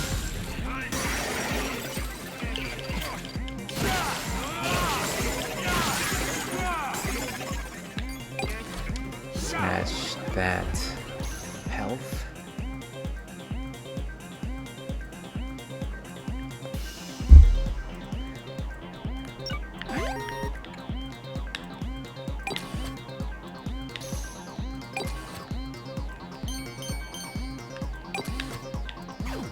Oh no.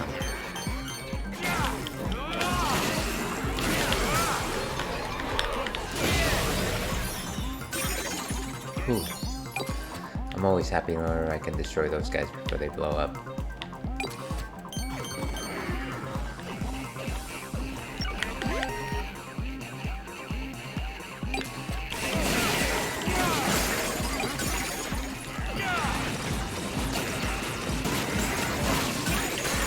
Just gotta cheese these guys.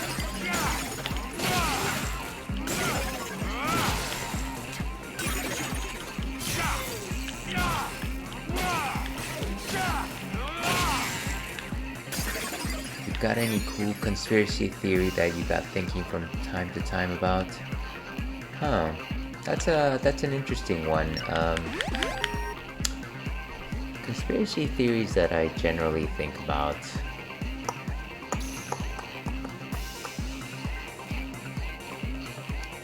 Well, there's certainly things that I know that large corporations do in order to seem like they're progressive, but doesn't actually seem, it's not actually seems quite like it. I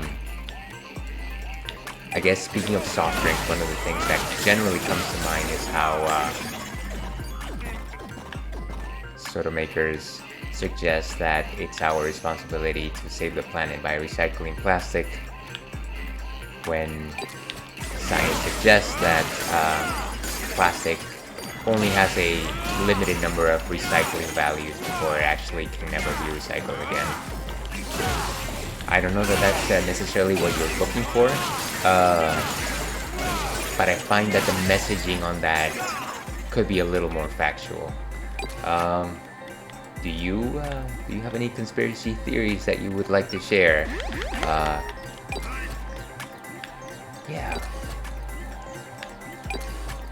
Yeah, so I am not an expert in it, but when you look at a plastic container that is recyclable, it'll contain a particular number, and so that number keeps getting lower, and generally that's the number of times that it can be recycled, because a plastic container actually can't be recycled into its own into the plastic from which it came from. So it'll always go a level below to a level lower in terms of plastic, and so at some point when it reaches level 1, I believe it can't be recycled anymore. So unfortunately it ends up being landfill and things like that, or like unfortunately it also ends up being thrown into the sea. Sorry, I didn't mean to get preachy there, but for some reason that happened to be on my mind. But yeah, oh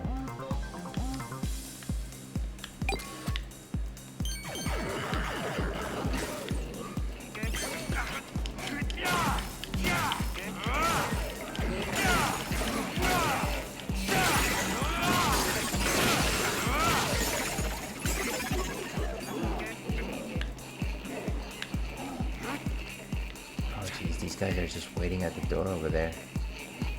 I wonder if they'll just fall in. Not at the top of my head right now, but definitely Holly weird stuff be trippy. So what exactly do you mean by that? What do you mean by Holly weird stuff? And apologies if I'm not in the cultural know-how. I tend to fall out of knowledge with these things. But speak your mind, if you will.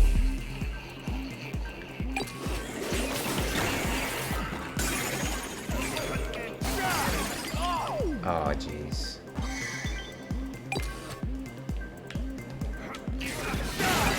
Nice.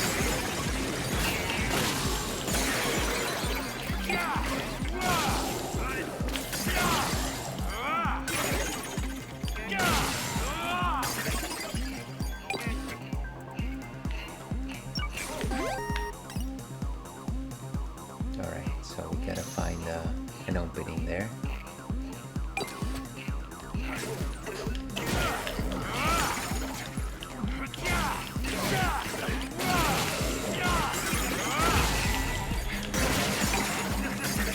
Down they go.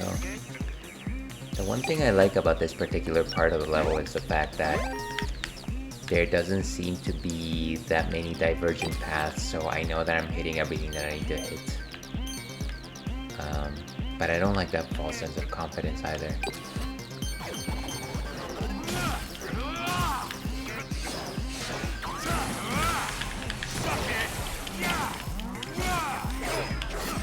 Gotta dodge better.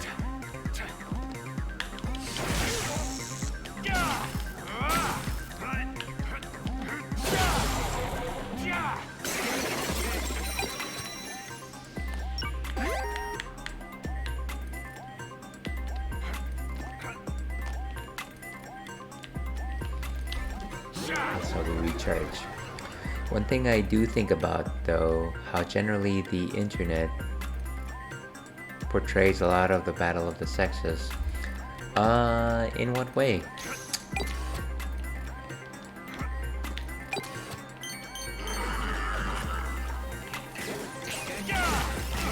I certainly know that there's a lot of exaggeration out there. Let's slam these guys.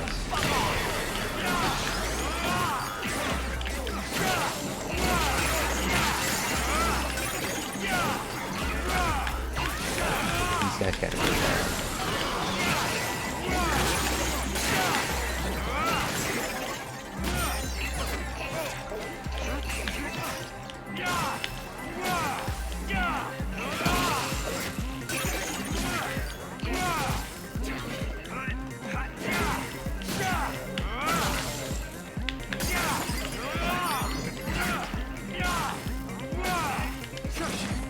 These mace wielding punks are definitely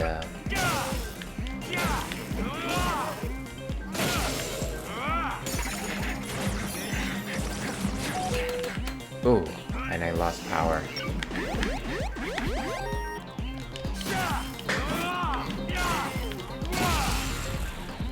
Down he goes. Wow, that was a poor battle stance. Okay.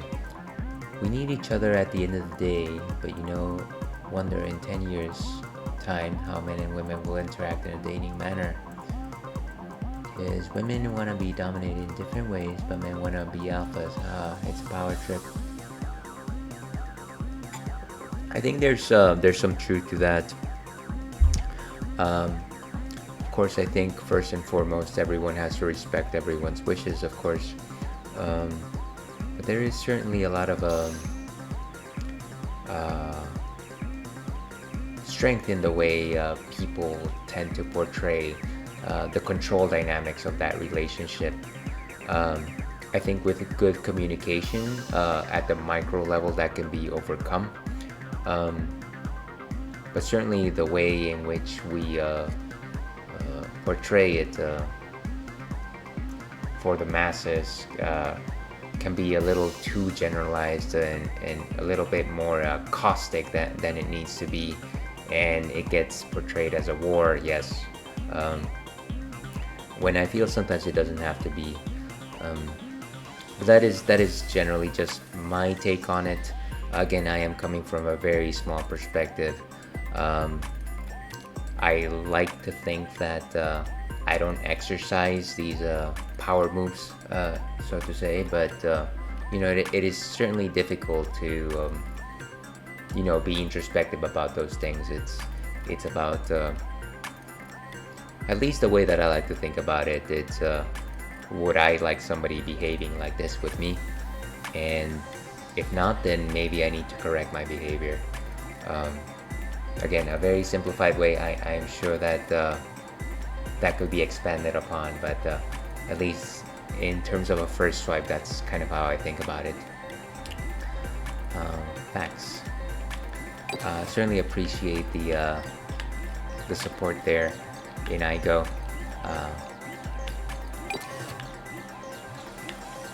And certainly appreciate the hard-hitting questions there.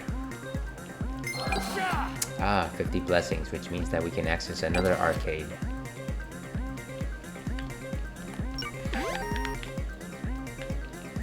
Let's recharge before we actually hit the arcade.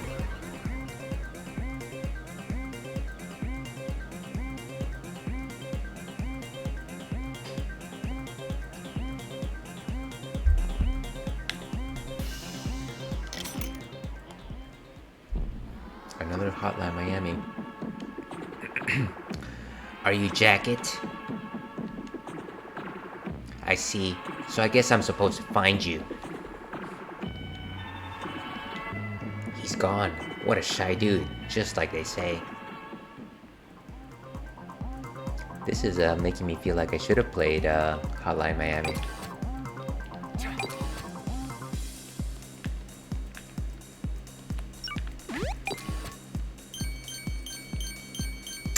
Ah, and another toilet before we move on.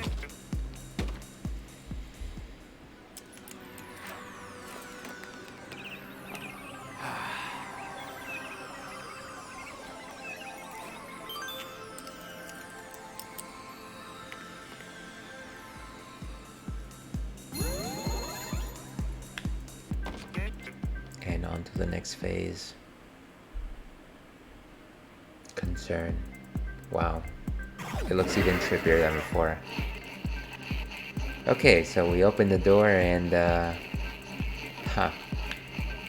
let's make sure they're all on the top.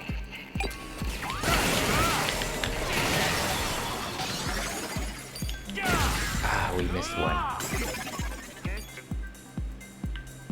And of course that thing's gonna run away as soon as we see it.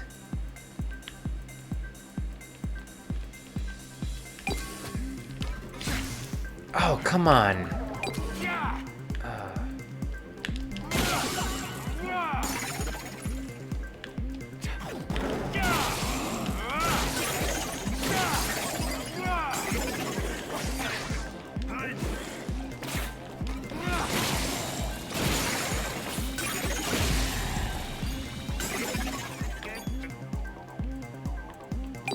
Alright.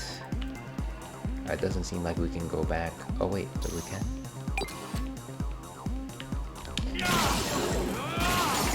That's no good. As Sonic says.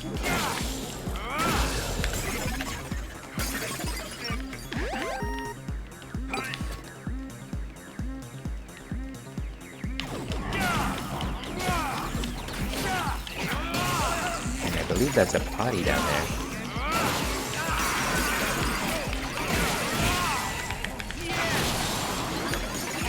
Oh no, one of these punks.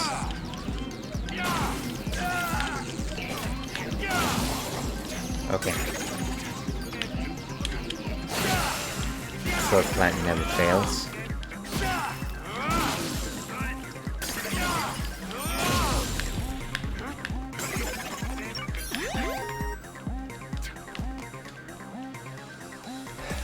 Okay.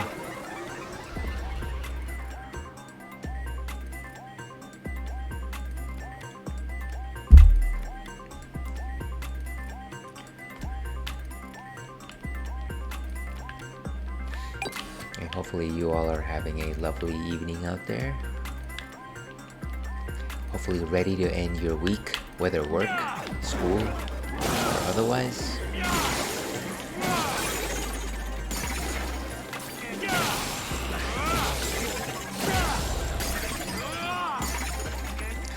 As somebody wiser than me once said, this too shall pass.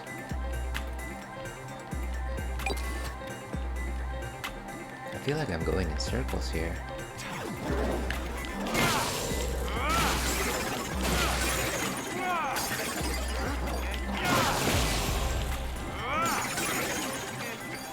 Okay. Voila.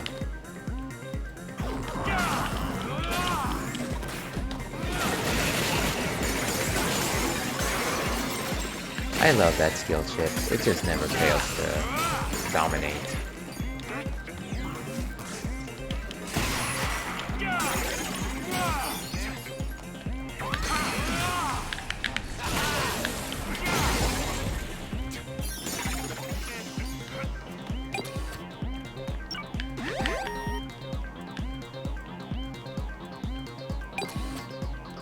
Okay, so we've been here. We haven't been down there yet. I'm sure that that's probably the final one.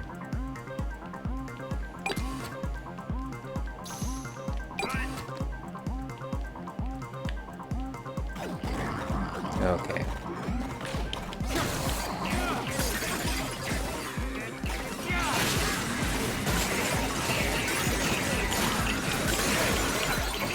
Nice.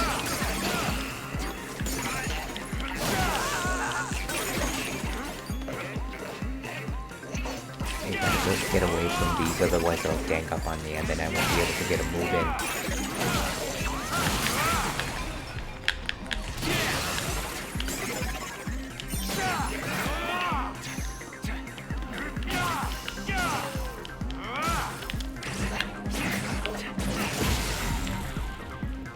Huzzah. Maybe you've seen the videos of quote of the day on TikTok or Instagram, but what's the quote of the night with ales? What is the quote of the night?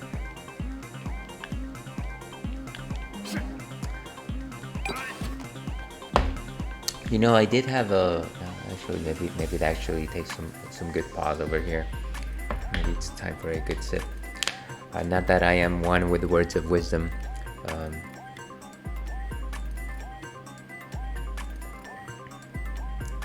But I feel like so what's a good quote that I listened to recently? Unfortunately, I am the grim sort, and some of my closest friends know that. They don't necessarily take kindly to it generally every time I mention it, but there was a birthday not too long ago, and one of the things that I've constantly come to reckon with is just the fact about our pervasiveness in this world and the ephemeral nature of life, and it is just live the type of life that you'll remember, because it can be gone in an instant. And part of that is just a quote by Avicii in The Nights, but I come back to that thought very, very often, and I came back to it recently, so that's what I'll go with tonight. Again, maybe not the brightest or most cheerful of thoughts, but yeah, that's what I constantly think about. I'm sure that that's not the sort of thing that you were looking for, but that's all I got.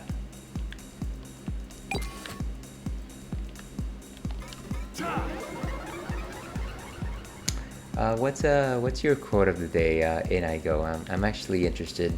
Not that I'm suggesting that you asked because you had something in mind, but you've certainly piqued my interest.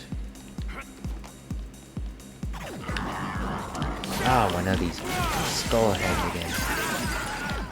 I feel like that's the theme of this particular level.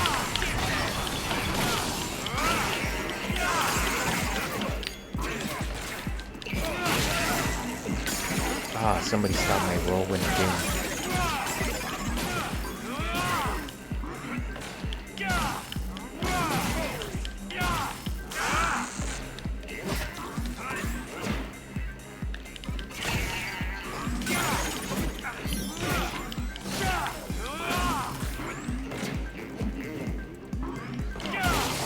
Okay, down it goes.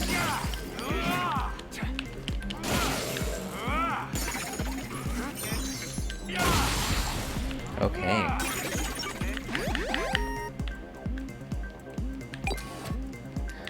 Bro, I like it. I take it as I come. I like the curveball sometimes. Yeah, it's very difficult to actually know what to expect when it comes to life. And sometimes just the chaos of it all can be quite compelling.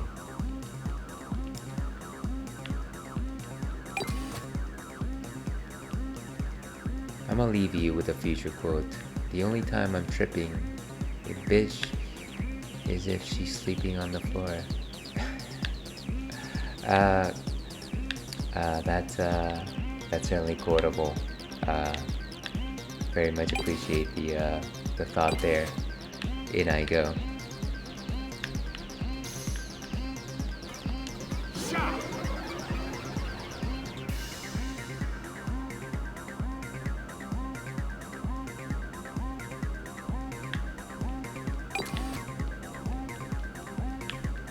Alright, so I think we've explored most of this location over here.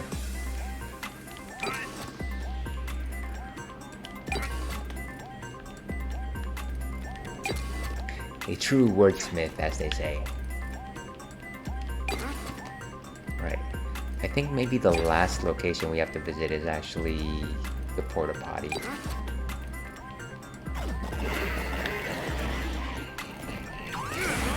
Oh no, it's one of these guys with turbines.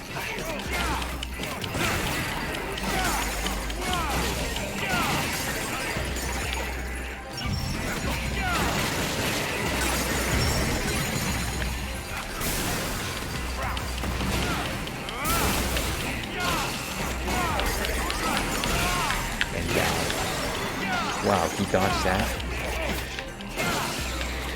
Beautiful.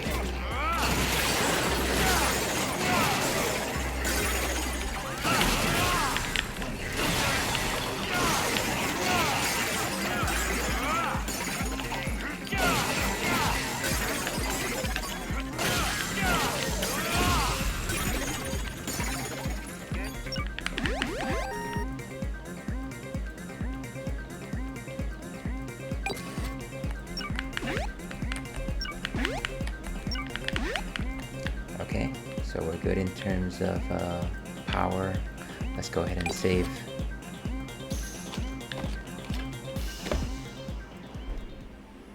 Never would have thought that the CIA is as expensive.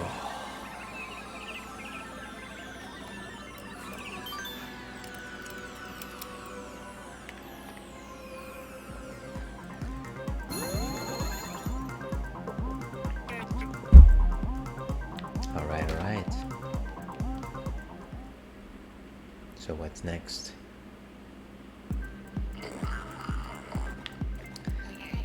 Wow, this is probably one of the heftiest level we got.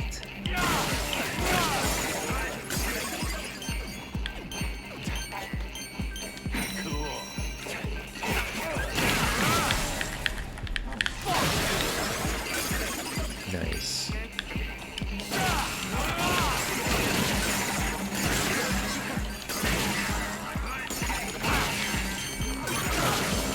Okay.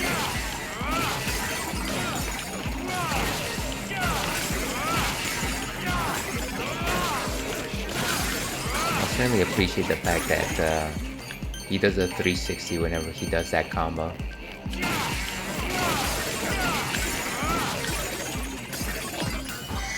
Oh, these are actually teleporters now. Okay, good to know.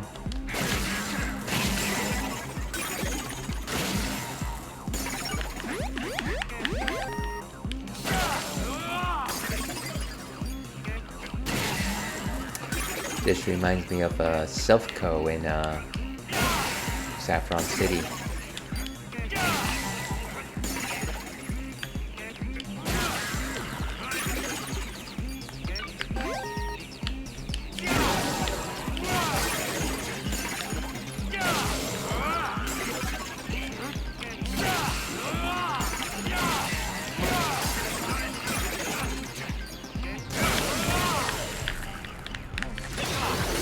Wow, completely failed at getting anyone on that.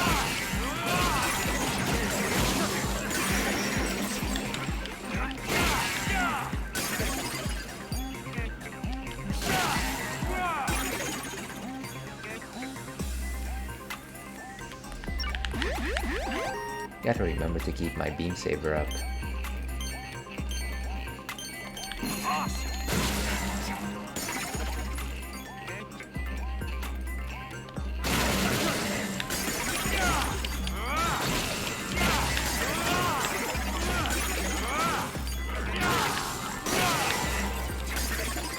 we go.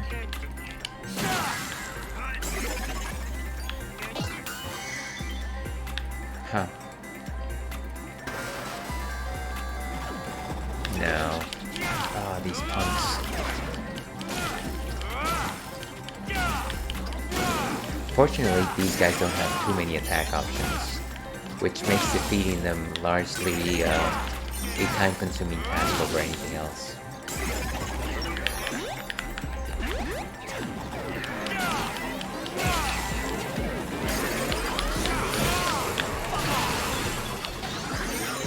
Gotta stay away from that one. There we go.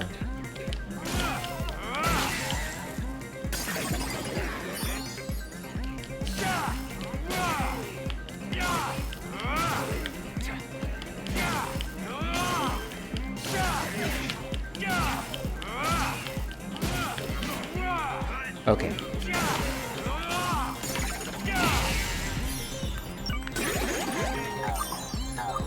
And let's see where we are at right now. Okay. I think it's time for a good recharge before we move on. I have no idea where... I think this is the warp that I came in from, so I probably need to take the one on top.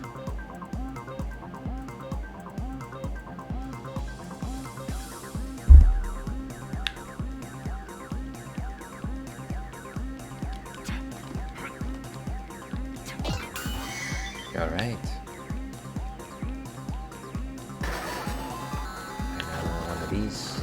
We gotta go into the heart of the Nautilus, and it's these ninjas.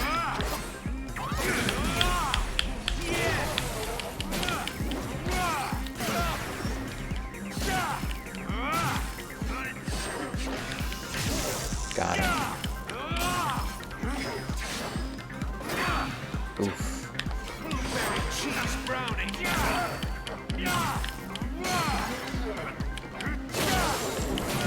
I just took one of them down.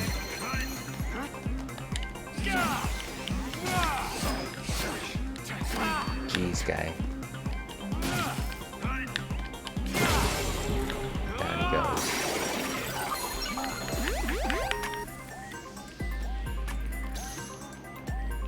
And let's keep moving. An Azteca stone. And this is just a bunch of teleporters. Okay, that was simple. But well, you can probably just jump these.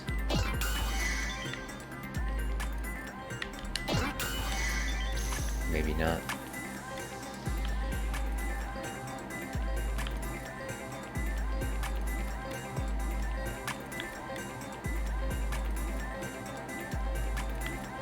Okay, I think I've lost my place, folks. Alright.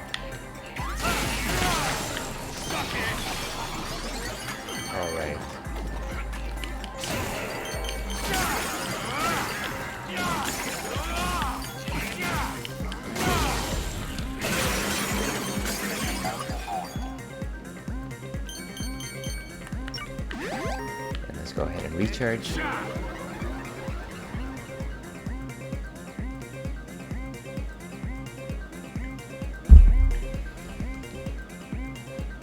Okay, and we're closely, very fast approaching our, as they say, Cinderella time.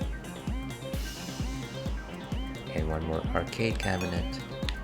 We need to find a 50 Blessings medal. I wish I knew what the reference to 50 Blessings is.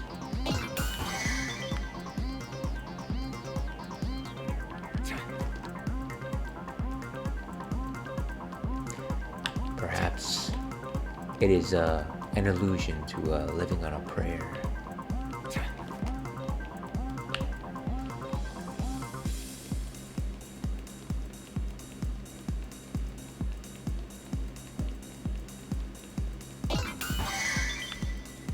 Ooh, there it goes.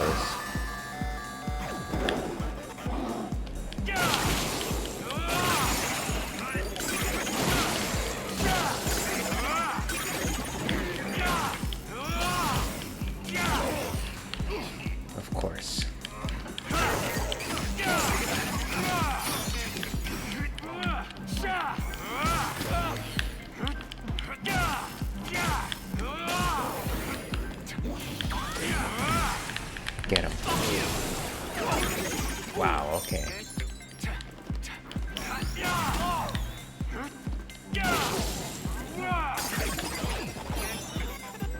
more.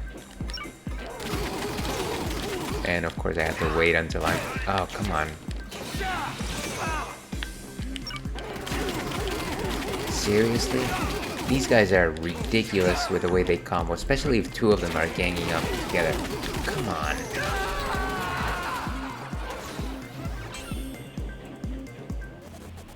How many lives am I down to? This game sucks. Ah, that's okay. I guess that's okay.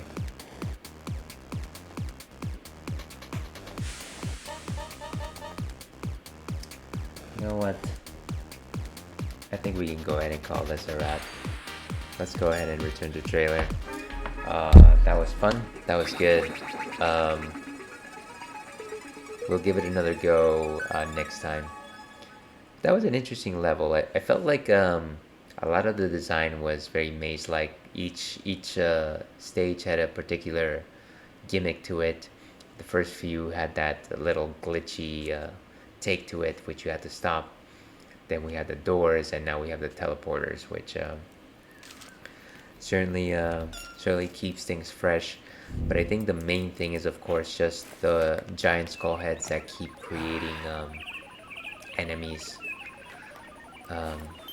which is often not necessarily the best. You have to know where they are, and then you have to take them out very quickly. Otherwise, they'll just keep recreating enemies, which doesn't really help anyone. So, yeah. I feel like some of the previous death balls have been a little more imaginative, but I certainly like the ability to exercise the skills that I've learned so far, so at the very least that is very entertaining.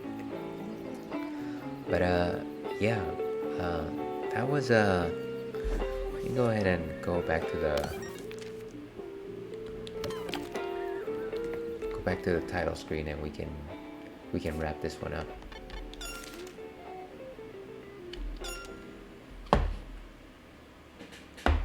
And let's go to our intermission.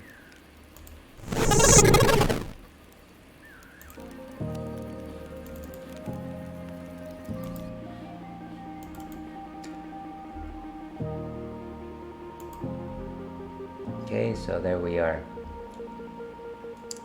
So, thank you very much for tuning to the Ales and Fails Twitch stream. I am Beat. This has been a pretty fun evening, I want to say. We made some good progress on the CIA level, but clearly we need to up our skills in order to best it. We will be able to do that next time, I promise. I don't promise, but we'll certainly give it our best shot. Hopefully you had a fun time.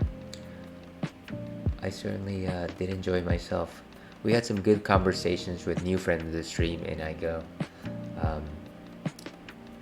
If you are into this sort of banter, tune in tomorrow night. I will be streaming Super Metroid. It's my first playthrough, and yeah, it's a good time exploring and going back and forth. I feel like the last few sessions have been a lot of backtracking with new weapons, but it's been fun. And if you are not so inclined, I'll be streaming next week. It'll probably be both Radical Dreamers as well as Hades. So tune in again, and if this is not to your taste, tune into something that you find fun. Have a great weekend, folks. We will see you again. Stay thirsty, Wolfkin.